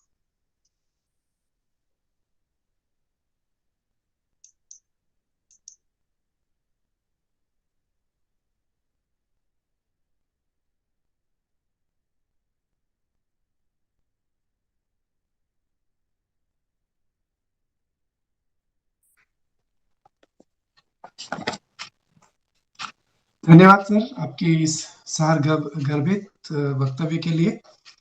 आपने न केवल अपने गांव को याद किया बल्कि हमें एक अलग ही दुनिया में ले गए। ऐसे ही लेजेंड्स जो होते हैं, ऐसी कहावतें या मिथक, वो हर जगह मिलते हैं, देश के हर गांव में मिलते हैं। लेकिन कैसे स्थानिक विशेषताएं उनको अलग बनाती है। जैसे आपने पानी के बवंडर के बारे में जैसे जो बात बताई है, घर पे जो दरवाजा खोलने पर पानी के अंदर घुसने के जो क्रम है वो सब, तो ये एक स्थानिक विशेषता ऐसी है कि जो हमें केरल में मिल सकती है। वो उत्तर भारत के या राजस्थान के किसी ऐसे गांव में वो नहीं मिल पाएगी, जो कि जहाँ पे पानी न होना एक बहुत बड़ी विशेषता है। आपका इस वक्तव्य के लिए बहुत बहुत धन्यवाद।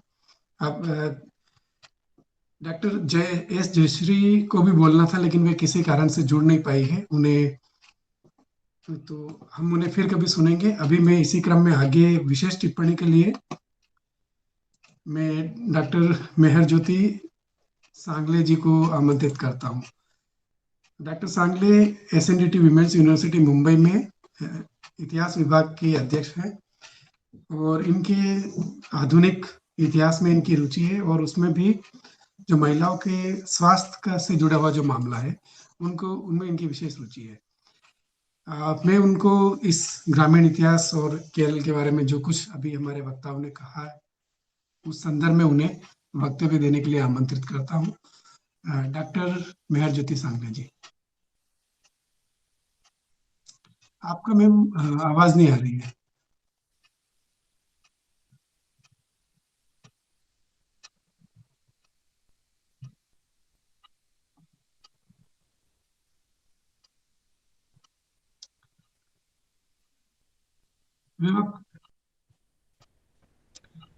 डॉक्टर सांगले जी, आपकी आवाज नहीं आ रही है।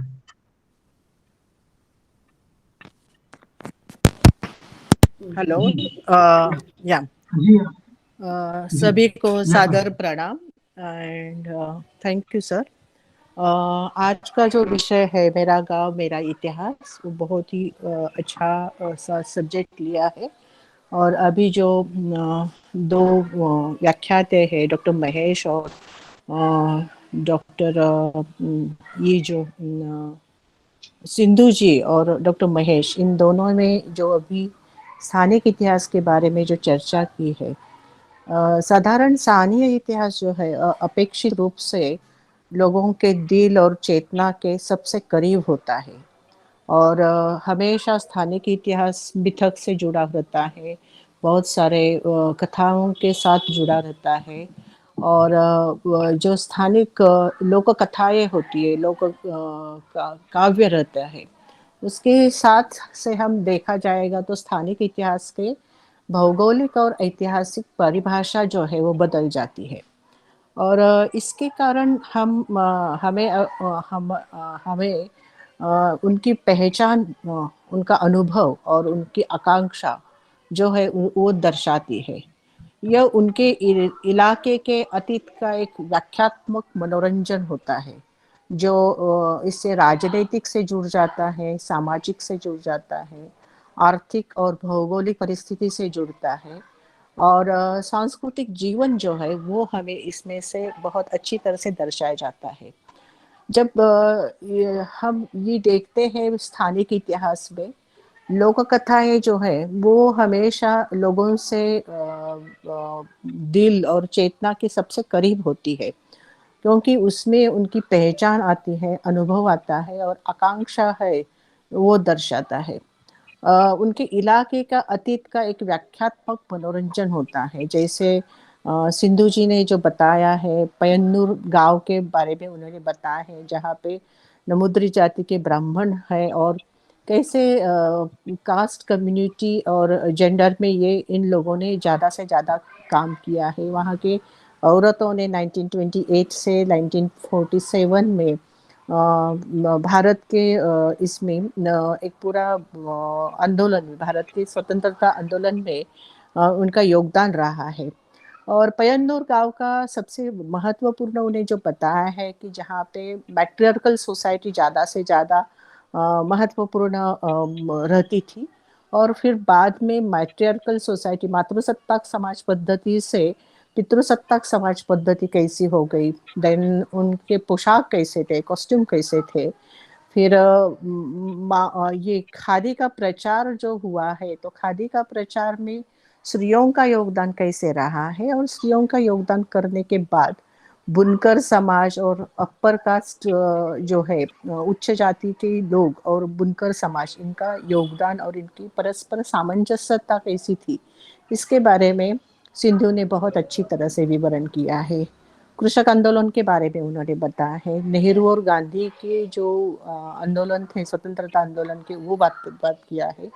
और सबसे महत्वपूर्ण बात यहाँ पे हम जब अभी एनएल स्कूल्स की बात करते हैं, फर्डिनांड ब्रॉडेल है, मार्क ब्लॉक है, इन लोगों ने जो इकोलॉजिकल स्टडी की बात कर रहे हैं या फिर लोकल हिस्ट्री की बात कर रहे हैं, तो स्थानिक इतिहास में उन्होंने बताया है सिंधु जी ने कि यहाँ पे इकोलॉजिकल मूवमेंट जो थी वो सबसे पहले भारत में यहाँ पे चालू हो गई है। और ये पयन्नूर जो स्थान है, ये पयन्नूर स्थान में बहुत सारे जाति, उच्च जाति और निम्न जाति के लोग रहते थे और उनका एक सामाजिक सांस्कृतिक ये था। उन्होंने लिटरेचर के साथ में ही इसके लिटरेचर में पयन्नूर गांव का ऐतिहासिक, सामाजिक और राजकीय कैसा योगदान रहा है, उसका रिफ्लेक्शन साहित्य में कैसा हुआ है, इसके बारे में बात करें। हमेशा साहित्य में समाज के जो गतिविधियां होती है उसके प्रतिबिंब उमड़ता है, जो इतिहासकारों को, साहित्यकारों को बहुत ही महत्वपूर्ण होता है, जिससे इतिहास का पुनर्रचना करने का एक महत्वपूर्ण योगदान हो जाता है। उसके बाद है डॉक्टर, उन्होंने बताया था कि महादेव गांव का एक बहुत मनोरंजक पूर्ण विवेचन उन्हें किया कि जो महात्मा गांधी के सेक्रेटरी थे महादेव देसाई, उनके नाम पे उनका कैसा गांव का नाम हो गया है वो उन्होंने किया। और आज के जमाने में वहाँ पयन्नूर जो है वो मॉडर्नाइजेशन होके मैट्रियार्कल समाज से मैट्रियार्कल समाज से पैट्रियार्कल फॉलो कर रहा है, पितृसत्ताक समाज पद्धति फॉलो कर रहा है। और उसके साथ साथ उन्होंने ये भी उस पर ये दिया है कि यहाँ पे स्त्रियां जो है, ये स्त्रियां जो मैट्रियार्कल सोसाइटी से होकर पैट्रियार्कल सोसाइटी में परिवर्तित हो रही है, ट्रांसफॉर्म हो रही है, उसके साथ साथ वो अपना एक खुद का एक व्यक्तित्व अच्छी तरह से संभाल के भारतीय स्वतंत्रता आंदोलन में महात्मा गांधी के कहने पे उसका पार्टिसिपेशन, अपना योगदान भी देते हैं। उसके बाद डॉक्टर महेश, इन्होंने वायनाड जो केरल में है, वायनाड ये गांव का बहुत ही महत्वपूर्ण इतिहास के बारे में बात किया है। उन्होंने इसका अति प्राचीन कालखंड में इसका कैसा संदर्भ आ रहा है, बहुत सारे भारतीय महाकाव्य जो है, रामायण में कैसा संदर्भ आ रहा है, और एक स्थानीय इतिहास का जब हम पुनर्लेखन करते हैं तो हमें, इतिहासकारों को हमेशा एक समस्या से गुजरना पड़ता है कि स्थानीय इतिहास के जब हम उसकी खोज करते हैं तो खोज करते समय हमारा जो योगदान रहता है उसमें हमें साधन जो है, सोर्सेज जो है, उससे बहुत दिक्कत आती है। तो ऐसे जो पारंपरिक सोर्सेस रहते हैं, ट्रेडिशनल सोर्सेस रहते हैं, वहाँ पे कुछ सोर्सेस जो है साइलेंट रहते हैं, वहाँ मूक रहते हैं, निशब्द रहते हैं, वहाँ हमें कोई जानकारी नहीं मिलती है। ऐसी स्थिति में हम ओरल हिस्ट्री, मौखिक इतिहास के बारे में कैसा यूज कर सकते हैं और उसके हिसाब से हम इतिहास का पुनर्लेखन कैसे कर सकते हैं, ये बहुत अच्छी तरह से डॉक्टर महेश इन्होंने बताया है। वायनाड के यहाँ पे उन्होंने बताया है कि 6000 BC से इतिहास में डेक्कन गुम्फा करके ये थी, और इन्होंने ज्योग्राफिकल लोकेशंस के बारे में बताया है, बाढ़ कैसे आती थे, बाढ़ में गांव कैसा बहता था, ये इसके बारे में किया है। यही बात कहेंगे तो महाराष्ट्र में कोंकण जो है, वहाँ पे भी इसका संदर्भ हम रिफ्लेक्ट कर सकते हैं, कंपेयर कर सकते हैं। देन उन्होंने बोला है कि रिटर्न हिस्ट्री वायनाड के बारे में बहुत ही कम दिखाई जाती है, और यहाँ पे सीता देवी मंदिर का उन्होंने रेफरेंस लिया है, जो रामायण के अनेक संदर्भ में कैसे होता है। रामायण का इतिहास हम जाना जाए तो रामायण बहुत अलग अलग तरीके से, बहुत अलग अलग लेखकों ने अलग अलग तरीके से लिखा है, तो उस हिसाब से उन्होंने बात किया है। फिर उन्होंने जटायत्व स्थान की बात किया है, और इसके क्रॉस रेफरेंसेस हम कैसे माइथोलॉजिकल स्टडी में ढूंढ सकते हैं और उसका इतिहास का पुनर्लेखन कर सकते हैं, इसका बहुत ही सुंदर विवेचन डॉक्टर महेश ने किया है। और फिर इन्होंने यहाँ पे एक बहुत ही महत्वपूर्ण बात की है कि प्राचीन कालखंड में, मध्ययुगीन कालखंड में जो गांव का एक बंटवारा होता था, बंटवारा शब्द नहीं सही रहेगा, लेकिन गांव जो वार्ड में रहते थे, अलग अलग कम्युनिटी के वार्ड में रहते हैं, लेकिन आज के मॉडर्नाइजेशन में अभी वो वार्ड उस हिसाब से न रहते, वो कम्युनिटी के हिसाब से न रहता, एक मॉडर्नाइजेशन होते हैं। और जाति प्रथा इतनी क्लिष्ट रहती थी कि वो एक एक जाति के लोग एक एक वार्ड में रहते थे, वो उन्होंने बता दिया है।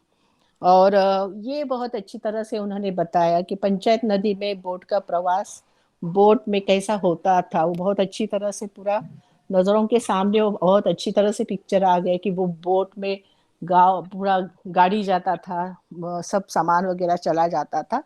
और ये बात ये कोंकण में भी होती है, आज भी ऐसे होते हैं कि पूरी गाड़ी के गाड़ी वो बोट में एक साइड से दूसरी साइड पे चली जाती है। और 1924 की जो बाढ़ है उसके संदर्भ हमें मिल सकते हैं, और उस हिसाब से स्थानिक इतिहास के बारे में केरल की बहुत ही दो जो है डॉक्टर महेश और सिंधु जी ने जो बताया है, वायनाड का और ये पयन्नूर का, ये दोनों के बारे में, हाँ, पयन्नूर और वायनाड के बारे में हमें बहुत ही अच्छी तरह से जानकारी मिली है। Thank you very much. बहुत बहुत धन्यवाद डॉक्टर खान जी। अब मैं इसी क्रम में आगे टिप्पणी के लिए प्रोफेसर देवेंद्र चौबे को आमंत्रित करता हूँ। धन्यवाद। और थोड़ा सा जयध्यान व व्याख्यान को लेकर के, लेकिन शायद उन लोग को जोड़ने में हमारे विद्वानों को दिक्कत हो रही है, कुछ तो लोग किसी जगह फंसे हुए हैं, शायद जुड़े तो आगे आप कार्यक्रम शुरू करेंगे। लेकिन सबसे पहले मैं आभारी हूँ खास तौर से प्रोफेसर पी रवि के प्रति, प्रोफेसर जयचंद्रन जी के प्रति, आपके महेश जी के प्रति और सिंधु जी के प्रति, कि जो एक परिकल्पना हमने बनाई थी कि जो भारत के जो गांव के इतिहास की परिकल्पना हमारी थी कि गांव के इतिहास पर बात करने का अर्थ क्या है। मुझे अच्छा लगा कि मेहर ज्योति सांगले जी ने बहुत बारीकी के साथ एक एक चीजों का विस्तार से मतलब अभी एनालिसिस किया। आखिर कैसे सिंधु जी ने और महेश जी ने जो डिटेल्स डाटा हमें दिया, कैसे भारत के इतिहास को समझने में मदद करते हैं। जाहिर है कि जब हमारी परिकल्पना गांव के इतिहास को लेकर के थी, हम यह भी चाहते थे कि इन गांवों का इतिहास का मतलब यह नहीं होता है कि सिर्फ हम गांव का नाम बता दें, गांव की जो जाति व्यवस्था उसके बारे में बता दें, जो सोशल स्ट्रक्चर है या जो उसका पूरा एंथ्रोपोलॉजिकल जो एक तरह से स्टेटस है उसको हम आपके सामने रख लें। हम लोग चाह रहे थे कि एक लाइव हिस्ट्री हमारे सामने दिखाई पड़े गाँव को लेकर के, और जितना बारीकी के साथ मतलब सिंधु जी ने और महेश जी ने और जयचंद्रन जी ने बारीकी के साथ ब्यौरा दिया, खास तौर से मतलब पैनूर गांव को लेकर के या वायनाड गांव को लेकर के, या फिर अलापुरा के बहाने या अलपी या तक्षी शंकर पिल्लई के बहाने जो पूरा एक तरह से जिसको हम लोग कहते हैं कि पूरा स्ट्रक्चरल जो ढांचा बताया वो काफी मतलब प्रभावशाली था। और कहा जा सकता है कि यह बात हमें इस तरह भी इशारा कर रही है कि भारत के गांवों के इतिहास पर बात करने, विलेज हिस्ट्री पर बात करने का मतलब यह भी है कि कैसे हम उन गांवों की जो पूरी एक तरह से जो सामाजिक गतिशीलता है, जो जिसे सोशल मोबिलिटी कहते हैं, जिसको पॉलिटिकल एक्टिविटीज कहते हैं, या जो कृषक जो एक तरह से गतिविधियां होती है, या फिर इसी प्रकार से जो छोटी छोटी जो गतिविधियां होती है गांव में, कैसे उनके जरिए पूरे राष्ट्र को समझने में मदद करती है। मैं जब सुन रहा था इन तीनों विद्वानों को तो मुझे बार-बार कैसे केरल के गांवों के बहाने एक तरह से भारत के सामाजिक इतिहास को समझा जा सकता है। इसी तरह से भारत के सांस्कृतिक इतिहास को कैसे समझा जा सकता है। जाहिर है कि हम लोग जब संस्कृति की चर्चा करते हैं तो वहाँ धर्म की एक अलग भूमिका होती है, लेकिन जो और सारे रूप है संस्कृति के, जिसमें नृत्य कला है, संगीत कला है।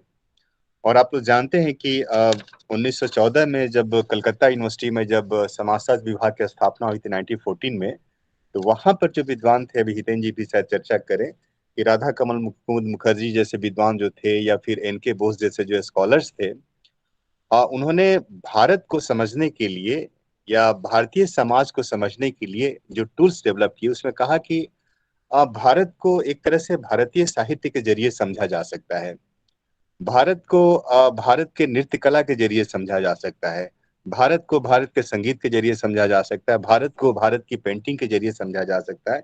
ये सारे टूल्स एक तरह से हिंदुस्तान या भारत की एक अलग तस्वीर लेकर के आ रहे थे। और आज जब मैं केरल के गांव को लेकर के सिंधु जी जितना बारीकी के साथ पैनूर के बारे में बता रही थी, और मूलतः उनका जो फोकस था कि कैसे रेनेसां का एक अलग तरह का दौर दिखाई पड़ता है। और जाहिर है कि दक्षिण भारत में जो सबसे अधिक मतलब जो रेनेसां का जो दिखाई पड़ता है, उसमें दो दो मतलब चीजों तबके की सबसे बड़ी भूमिका रही है। खास करके कहा जा सकता है कि जो दलित सवाल हैं, जो एक तरह से मतलब स्त्री सवाल है, दोनों बहुत बड़े सवाल के रूप में दिखाई पड़ते हैं। और बहुत बारीकी के साथ महेश जी ने भी स्त्री संदर्भ को हमारे सामने रखा अपने वक्तव्य में। और जिस तरह से मतलब जयचंद्रन जी बारीकी के साथ सबरीमाला जैसे प्रसंग की चर्चा कर रहे थे, आप लोग जानते हैं कि ये सारे प्रसंग कहीं ना कहीं एक बहुत ही मतलब भारतीय समाज की गतिशीलता को समझने के बहुत ही मतलब एक तरह से पिन पॉइंटेड, मतलब एक तरह से आप सब कह सकते हैं कि प्लेसेस भी रहे हैं, स्थान भी रहे हैं, और एक मूवमेंट भी रहे हैं। और कहा जाता है कि यह एकेडमिशियंस का काम होता है कि बहुत सारे जो मतलब चीजें जो बिखरी हुई है गांव या गांव के इलाके में, उनका एनालिसिस आप कैसे करते हैं, या उसका उपयोग इतिहास लेखन में कैसे करते हैं। और जाहिर है कि इतिहास के बहुत सारे स्कूल रहे हैं जो इनका उपयोग अलग अलग तरीके से करते हैं। लेकिन एक बात कह के मैं अपनी बात समाप्त करूंगा, जो मुझे बार बार समझ में आ रहा था कि बहुत बारीकी के साथ केरल के गांव पर बात करते हुए इन तीनों विद्वानों ने, जयचंद्रन जी ने, सिंधु जी ने और महेश जी ने, यह भी इशारा किया कि जैसे जैसे भारतीय या भारत एक तरह से कॉलोनी के रूप में डेवलप हुआ, अंग्रेजी उपनिवेशवाद के रूप में या फिर बाद में साम्राज्यवाद के रूप में, कैसे उसके समानांतर एक तरह से स्वाधीनता के लिए मूवमेंट शुरू हुआ। और जो बात मुझे जो जो बात एक अलग तरह से दिखाई दे रही थी कि गांधी का जो इम्पोर्टेंस है, जिसकी तरफ महज्योति सांगले जी भी इशारा कर रही थी, कि गांधी इसलिए हमें दिखाई पड़ते हैं कि गांधी सिर्फ शहरी समाज के नेता नहीं थे। गांधी कहीं ना कहीं शहरी समाज की तुलना में ग्रामीण भारत के सबसे बड़े जननेता के रूप में दिखाई पड़ते हैं। ठीक है, उनके साथ बड़े बड़े लोग जुड़े हुए थे, शहर के जो थे, महानगर के लोग थे, लेकिन गांधी का जो फोकस जो एक तरह स्वाधीनता आंदोलन का जो मूवमेंट का जो एक तरह से टारगेट ग्रुप था, वो गांव के किसान थे, गांव के दलित थे और गांव की स्त्रियां थी।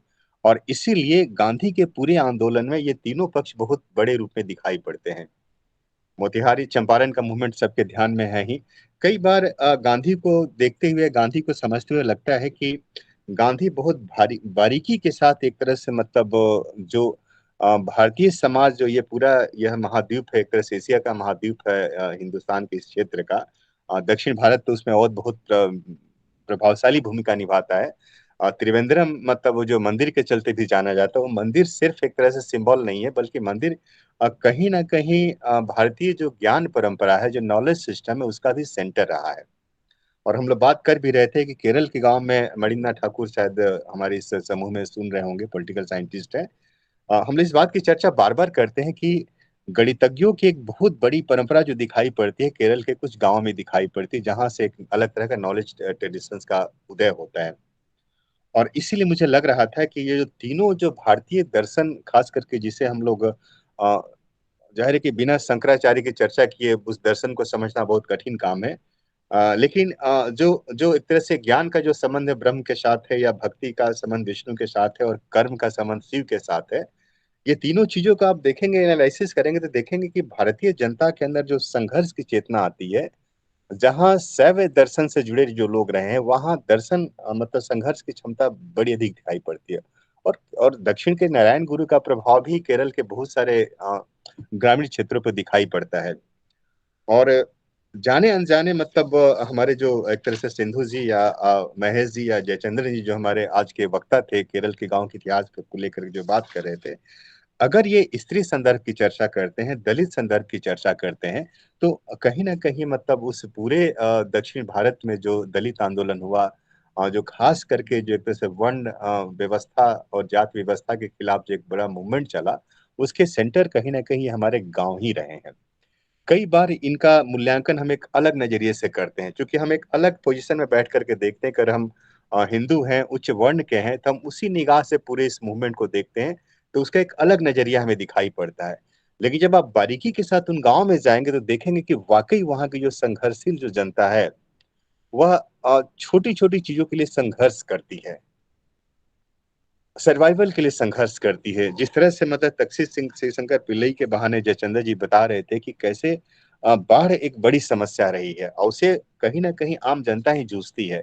तो वह अभी हाल के दिनों में केरल की बाढ़ को लेकर के भी हमें दिखाई पड़ता रहा। तो हमें अच्छा लगा कि ये तीनों विद्वानों के ज़रिए हमें केरल के गाँवों के बहाने केरल के इतिहास को और भारत के इतिहास को खास तौर से भारत का जो इतिहास जो है, चाहे प्राचीन भारत का इतिहास हो, चाहे मध्यकालीन भारत का इतिहास हो या आधुनिक भारत का इतिहास हो, इन इतिहास को समझने का एक नज़रिया हमें दिखाई पड़ा।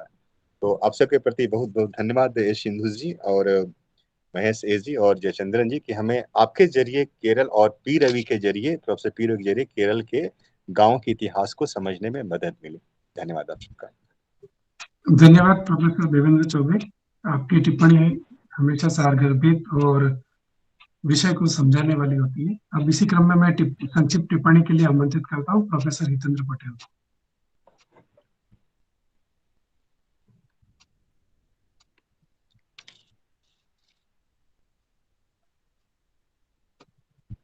हेलो, मेरी आवाज पहुंच रही है? जी सर। हाँ, अभी मैं कई तकनीकी कारणों से और मैं अपेक्षा कर रहा था कि जो टिप्पणी होगी वो कल होगी, लेकिन कई कारणों से ऐसा आज ही हुआ है। तो मैं सुन रहा था और बहुत ध्यान से सुन रहा था जो जो हिस्सा मैं सुन पाया। अभी देवेंद्र जी ने एक बहुत सुंदर टिप्पणी की है। इस संदर्भ में मेरी एक संक्षिप्त लेकिन कुछ प्रोवोकेटिव बात आपके सामने मैं रखने की कोशिश करूंगा। पहली बात यह है कि जो इतिहास है, उस इतिहास को हम लोगों ने कई बार इस तरह से लिया है जिसमें सब कुछ समाहित हो जाता है। लेकिन इतिहास को कुछ लोग हैं जो ये मानते हैं कि इतिहास को एक खास तरीके से ही रखा जाना चाहिए। सामान्य अर्थ में हर गांव में जो चीज दिखती है और दिखती रही है, उस पर लोगों ने ध्यान दिया है, वो संस्कृति का मामला होता है। उसमें सभी चीजें आती हैं। मैं केरल को भारत का सबसे सुंदर हिस्सा मानता हूँ और केरल की जो कुछ खास बातें हैं 3-4 यात्राओं में जो मुझे समझ में आई और कुछ किताबों को पढ़ने के बाद जो समझ में आई कि केरल के जो इतिहास है उसको अगर हम देखने जाएंगे तो राष्ट्रीय इतिहास से उसको कैसे जोड़ेंगे, ये एक बड़ा प्रश्न होगा। और इसी संदर्भ में मुझे लगता है कि इतिहास के बारे में भी हम लोग जो समझ है उसका विस्तार होता जाएगा। सामान्यतः गांव में संस्कृति होती है और इतिहास को समझने के लिए गांव से देखना पर्याप्त नहीं माना जाता, या कहिए कि इनएडिक्वेट माना जाता है। लेकिन मैं एक वक्तव्य सुन रहा था जिसमें एक तरह से एक गांव के बारे में सोचते हुए उसमें क्या खास बातें हैं, नदी से घिरे हुए उस प्रदेश के बारे में कुछ बातें आ रही थी। फिर मैं सुन रहा था कि जो राम कथा है उससे जोड़ करके गांव में जो बातें प्रचलित हैं या जो लोग मानते हैं उससे इसको जोड़ करके देखा जाए, तो आप पाएंगे कि ये जो राम या मिथकीय जो अतीत है उसके साथ गांव की स्मृति को जोड़ते हुए जो एक चीज बनती है वो इतिहास से भी कोई बहुत बड़ी चीज होती है। मैं इतिहास से बड़ी चीज इसलिए कह रहा हूं क्योंकि इतिहास का हमारा बोध जो है वो थोड़ा सीमित रहा है। गणपत जी, मेरे पास 4-5 मिनट का समय है? जी सर है। हाँ, तो एक तो मैं पहली बात ये कहना चाहूंगा कि इतिहास की हमारी समझ को थोड़ा दुरुस्त करना पड़ेगा। जिस इतिहास में राष्ट्रीय से होते हुए लोकल तक हम जाने का अभ्यास किए हुए हैं, उससे इतर जो लोकल है या जो गांव है, गांव से देश तक की यात्रा भी संभव है, ऐसा मुझे लगता रहा है। इसलिए एक तो ये है कि ये जो सारी छोटी छोटी जो डिटेल्स हैं, इन डिटेल्स को महत्व पर्याप्त मिलना चाहिए। ये नहीं कि इनको जो है हम ये माने कि ये तो बस गांव के लोगों की बातें हैं, उनकी स्मृति है, उस स्मृति में इतिहास नहीं है, वो बस स्मृति है। लोगों को ऐसा लगता है, लोग अपने अपने गांव को बहुत अच्छा और बहुत पुराना और बहुत सारी चीजों से जुड़ा हुआ मानते हैं, इसलिए गांव का इतिहास महत्वपूर्ण है। इतना महत्वपूर्ण नहीं है, बल्कि गांव के लोगों की स्मृति महत्वपूर्ण। मुझे लगता है कि अभी जैसे कि धर्म के या जो धार्मिक ट्रेडिशंस है, उन ट्रेडिशंस के आधार पर भी भारत को कई हिस्सों में या कई टुकड़ों में बांट करके देखा जाता है। इस बात में आगे कैसे बढ़ाया जाए? मैं मेथोडोलॉजी का सवाल उठाता रहा हूँ लगातार कि जब हम इतिहास की बात करेंगे तो हमको मेथोडोलॉजी की बात भी करनी पड़ेगी और सोर्सेज की बात करनी पड़ेगी। तो इन टुकड़ों को कैसे हम एक आख्यान में तब्दील कर सकें, ये एक बड़ी चुनौती हमारे सामने आती है। तो इसकी कई प्रविधियां हो सकती हैं, और जो प्रविधि मुझे बहुत सारे गांव से जुड़े लोगों की बातों को सुनते हुए सबसे उपयुक्त लगी है, वो ये है कि हम एक नैरेटिव को खास तरीके से कहीं पहुंचाने की कोशिश ना करें।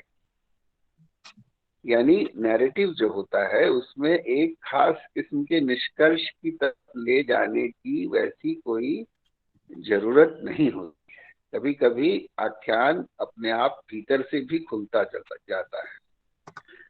इन दिनों पूरे देश में एक किस्म का प्रयत्न चल रहा है कि हर चीज को धर्म से जोड़कर या धार्मिक ट्रेडिशंस के साथ जोड़ करके एक किस्म की विशेष प्रकार की धार्मिक और राष्ट्रीय इतिहास को तैयार किया जाए और उसके लिए संसाधन यहाँ वहां से जुटाए जाए। ये मुझे बहुत आकर्षक प्रस्ताव नहीं लगता है, क्योंकि हर गांव में एक खास किस्म की धार्मिक अतीत दृष्टि प्रसारित जरूर रही है, लेकिन वही इतिहास का सच हो ये जरूरी नहीं। तो उन सारे नैरेटिव्स को जो अतीत के बारे में कही जाती हैं उनको रखा तो जाना चाहिए, लेकिन उसके बीच में से इतिहास को कैसे तैयार किया जाए, धार्मिक बहुत सारी बातों के बीच में से इतिहास को, यानी अतीत के जिसको कहते हैं ना हम लोग की जो अतीत में ऐसा हुआ होगा, इसके बारे में कुछ प्रामाणिक किस्म की जानकारी, उसी को इतिहास में रखा जाना चाहिए और इसमें थोड़ी सावधानी की जरूरत है। बहुत सारे जनरलाइजेशंस हो रहे हैं और बहुत सारी चीजें ऐसी हो रही हैं इन दिनों जो एक इतिहासकार को खटक सकती हैं, और मुझे बहुत परेशानी होने लगी है इन दिनों जिस तरह से लोकल जो नैरेटिव्स हैं उनको इतिहास के बरक्स खड़ा करने की जैसी कोशिशें हो रही हैं। तो ये एक सावधानी मैं बरतने की कहूँगा जो लोग इस मामले में लोकल इतिहास के पक्षपाती हैं, और हम सभी लोग जो हैं लोकल हिस्ट्री को बहुत महत्व देना चाहते हैं, लेकिन लोकल हिस्ट्री वो इस रूप में, स्वायत्त रूप में पेश करने की जो कोशिश होती है, उसके भीतर एक किस्म का खतरा होता है। इसके बारे में भी हम लोगों को सोचना चाहिए। अब मैं अपनी अंतिम बात कहूंगा जो केरल के संदर्भ में मुझे लगती रही है। मैं वायनाड इलाके में बहुत सारे लोगों से बातचीत करने के बाद इस निष्कर्ष पर पहुंचा, और ये निष्कर्ष जो है ये ऐतिहासिक मेरी समझ का परिचायक नहीं है, बल्कि एक मेरा इम्प्रेशन है, एक हिस्ट्री के स्टूडेंट का इम्प्रेशन है जो मैं शेयर करना चाहूंगा। केरल की सामूहिक स्मृति में दो तरह की चीजें ऑपरेशनल है जो मुझे इम्प्रेशनिस्टिक लगी, लेकिन मेरे पास कुछ आधार हैं जिसके कारण ये जो बातें कही जा रही थी उससे मैं रिलेट करने की कोशिश कर रहा था। केरल के इतिहास के बारे में आप लोग जो केरल में रहते हैं वो जिस तरह से देखते हैं, उस देखने की दृष्टि को राष्ट्रीय इतिहास लिखने और समझने वाले लोगों को समझने की जरूरत है। मैं अगर इसको दोबारा कहूं और स्पष्ट करूं तो जो लोग केरल के लोग हैं और केरल के गांवों के इतिहास को सामने रखने की कोशिश कर रहे हैं, उसको समझने के लिए जो हमारी इतिहास दृष्टि है उसको थोड़ा विस्तृत होने की जरूरत है। मैं समझता हूं कि यही मेरी मूल बात है। और अगर हम इस तरह से देखने की कोशिश करेंगे सावधानी के साथ, जिस सावधानी की ओर मैंने संकेत किया, क्योंकि चीजें बदलती हैं, साल 2 साल तो ना सही, लेकिन 50-60 सालों में स्मृतियों का नवीकरण होता है, और जो डोमिनेंट फोर्सेस होती हैं सोसाइटी की, वो इतिहास की स्मृतियों को भी पुनर्संयोजित करती चलती। तो उस पुनर्संयोजन में क्या छूटा और क्या जारी रह सका, इसको पकड़ने की कोशिश जो है हमेशा करते रहने की जरूरत है। और ये पुनर्संयोजन जो होता है वो बहुत वायलेंट भी होता है, जिसमें कोशिश होती है कि उन पुरानी स्मृतियों को, ये जो इतिहास का हिस्सा होती हैं, उनको पूरी तरह से निर्मूल कर दिया जाए। लेकिन सौभाग्य से हमारे गांव के लोगों में इस तरह की प्रवृत्ति नहीं होती कि दुश्मन को समूल नष्ट कर दिया जाए, प्रतिपक्ष को समूल नष्ट कर दिया जाए। हमारी ये साभ्यतिक एक हमारी दृष्टि है, और साभ्यतिक दृष्टि का सबसे सुंदर और सबसे अच्छा रूप हमको गांव में ही मिलता है। मैं कुछ जो प्रोटेस्ट कह लीजिए, जो नया बनता है, जो नई चीजें आती हैं, उसके मूल में हमारे यहाँ गांव रहे। और ये बात मैं इस आधार पर कह रहा हूँ क्योंकि गांव के बारे में हमारी समझ जो है वो बहुत ही गलत और लिमिटेड किस्म की रही है।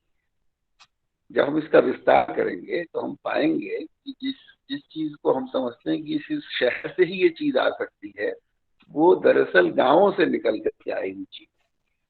तो ज्ञान का भी एक जो भारतीय संदर्भ बनता है वो गांवों से बनता है। कहीं कोई डिस्टर्ब हो रहा है, मैं 1-2 मिनट बात करता हूँ। तो बुनियादी रूप से जो बात मुझे आप लोगों को सुनते हुए लगती है, और मैं इस तरह की श्रृंखलाओं से जुड़ा रहा हूँ और मैंने बहुत सारे लोगों को सुना है इस क्रम में, जो उस अर्थ में इतिहास से उस तरह से जुड़े नहीं हैं जैसे कि प्रोफेशनल हिस्टोरियंस लोग जुड़े होते हैं, लेकिन मैंने पाया है कि वो बहुत ही महत्वपूर्ण बातें कह रहे होते हैं। बात उनको पकड़ने की होती है। और केरल जो है वो मुझे बहुत ही प्रॉमिसिंग इलाका लगता है। और ये इम्प्रेशन नहीं है सिर्फ, ये मैं आपको कहना चाहता हूँ, भाषा पर मत जाइए, भाषा की सामान्य त्रुटियों पर मत जाइए। ये लोग बहुत इंपॉर्टेंट बात कह रहे हैं, और इस इम्पोर्टेंट बात का जोड़ जो है, जो भारत के अन्य हिस्सों के गांव के इतिहास से कैसे बनेगा और कैसे बन सकता है, ये पकड़ने की बात है। अंतिम बात जो बात से निकल के आती है, और ये बहुत ही मुझे इम्पोर्टेंट पॉइंट लगता है कि पूरे देश में जो राष्ट्रीय दृष्टि बनी है उसमें मूल रूप से जो बात है वो मध्यवर्गीय लोगों का एकीकरण हुआ है। एकीकृत दृष्टि जो है मध्य वर्ग की पूरे राष्ट्र में जिस तरह से एक दूसरे से जुड़ गई है, उसी से हमारी राष्ट्रीयता की धारणा का विकास हुआ है।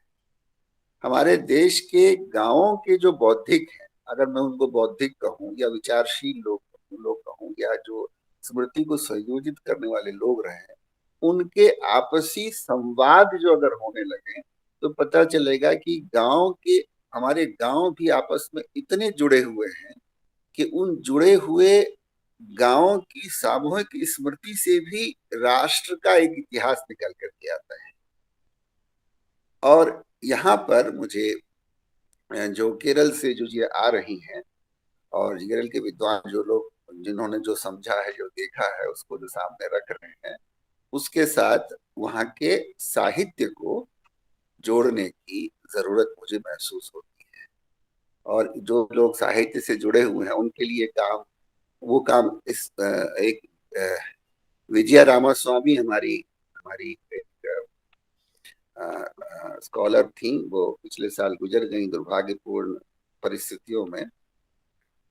उनसे मैं केरल के बारे में और तमिलनाडु के बारे में बहुत कुछ सुनता था, समझता था। महाभारत ट्रेडिशन से लेके, रामायण की बातों से लेकर के, लोक संस्कृति से लेकर के और लोक स्मृति के साथ, तो मुझे ये बार बार लगता था कि इस तरह के इतिहास को लोकल लोग कैसे देखते हैं, उसको रखते हुए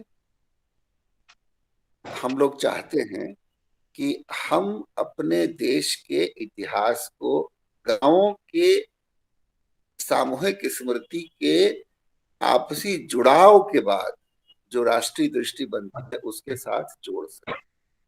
ये कठिन काम है और इस तरह के काम को करने के लिए काफी मशक्कत करनी पड़ेगी, दीवारें तोड़नी पड़ेगी। तो केरल के विद्वान इस मुहिम में शामिल हुए हैं, इसका मैं बहुत स्वागत करता हूं। और जो बात मेरे दिल में कई सालों से जमा थी, उन उन उन उन उन उन बातों से थोड़ा थोड़ा जोड़ जो है मैं इन वक्तव्यों से बना पा रहा हूँ। ये मेरे लिए भी उत्साह की बात है और हम सभी को चाहिए कि उनको, उनके संसाधनों को, उनके मतलब मैं कह रहा हूँ जो लोग प्रोफेशनल हिस्टोरियन नहीं है, उनके संसाधनों को अपनी दृष्टि के साथ जोड़कर इतिहास के नवनिर्माण की प्रक्रिया में गांवों की केंद्रीयता को या गांव में उत्पादित ज्ञान और उसमें संयोजित स्मृति को साथ रखने के लिए एक मेथोडोलॉजी का निर्माण हो सके। ये बहुत ही एब्स्ट्रैक्ट लगता होगा, अमूर्त किस्म का लगता होगा, लेकिन कभी मौका मिला तो मैं इस विषय पर कभी विस्तार से अपनी बात आपके सामने रखूंगा।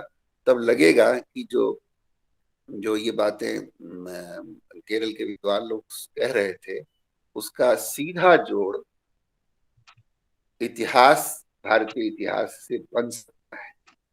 जब हम केरल के उपन्यासकारों को पढ़ते हैं और उसको देखते हैं कि भारतीय मध्य वर्ग के द्वारा उत्पादित जो राष्ट्रीय इतिहास है उससे उसका जोड़ बनता है, अगर वो चीज सही है तो इन गांवों से, इन इलाकों से छोटी छोटी लघु स्मृतियों को भी अगर हम जोड़ना चाहें और जो वैसी दृष्टि विकसित कर सके तो हम लोग एक राष्ट्र के निर्माण या राष्ट्रीय इतिहास की तरफ बढ़ सकते। एक दुर्भाग्य हमारा ये है कि हम लोग क्षेत्रीय इतिहासों को समझते हैं कि ये टुकड़ा है, एक बड़ा होल है जो राष्ट्रीय इतिहास है और जो क्षेत्रीय इतिहास है वो टुकड़ा है। बिल्कुल ऐसा नहीं, ये टुकड़े नहीं, ये अपने आप में एक एक एक एक एक किस्म की इनके पास स्वायत्तता भी होती है और दूसरी चीजों से जुड़ने की संभावना भी वहां पैदा होती है।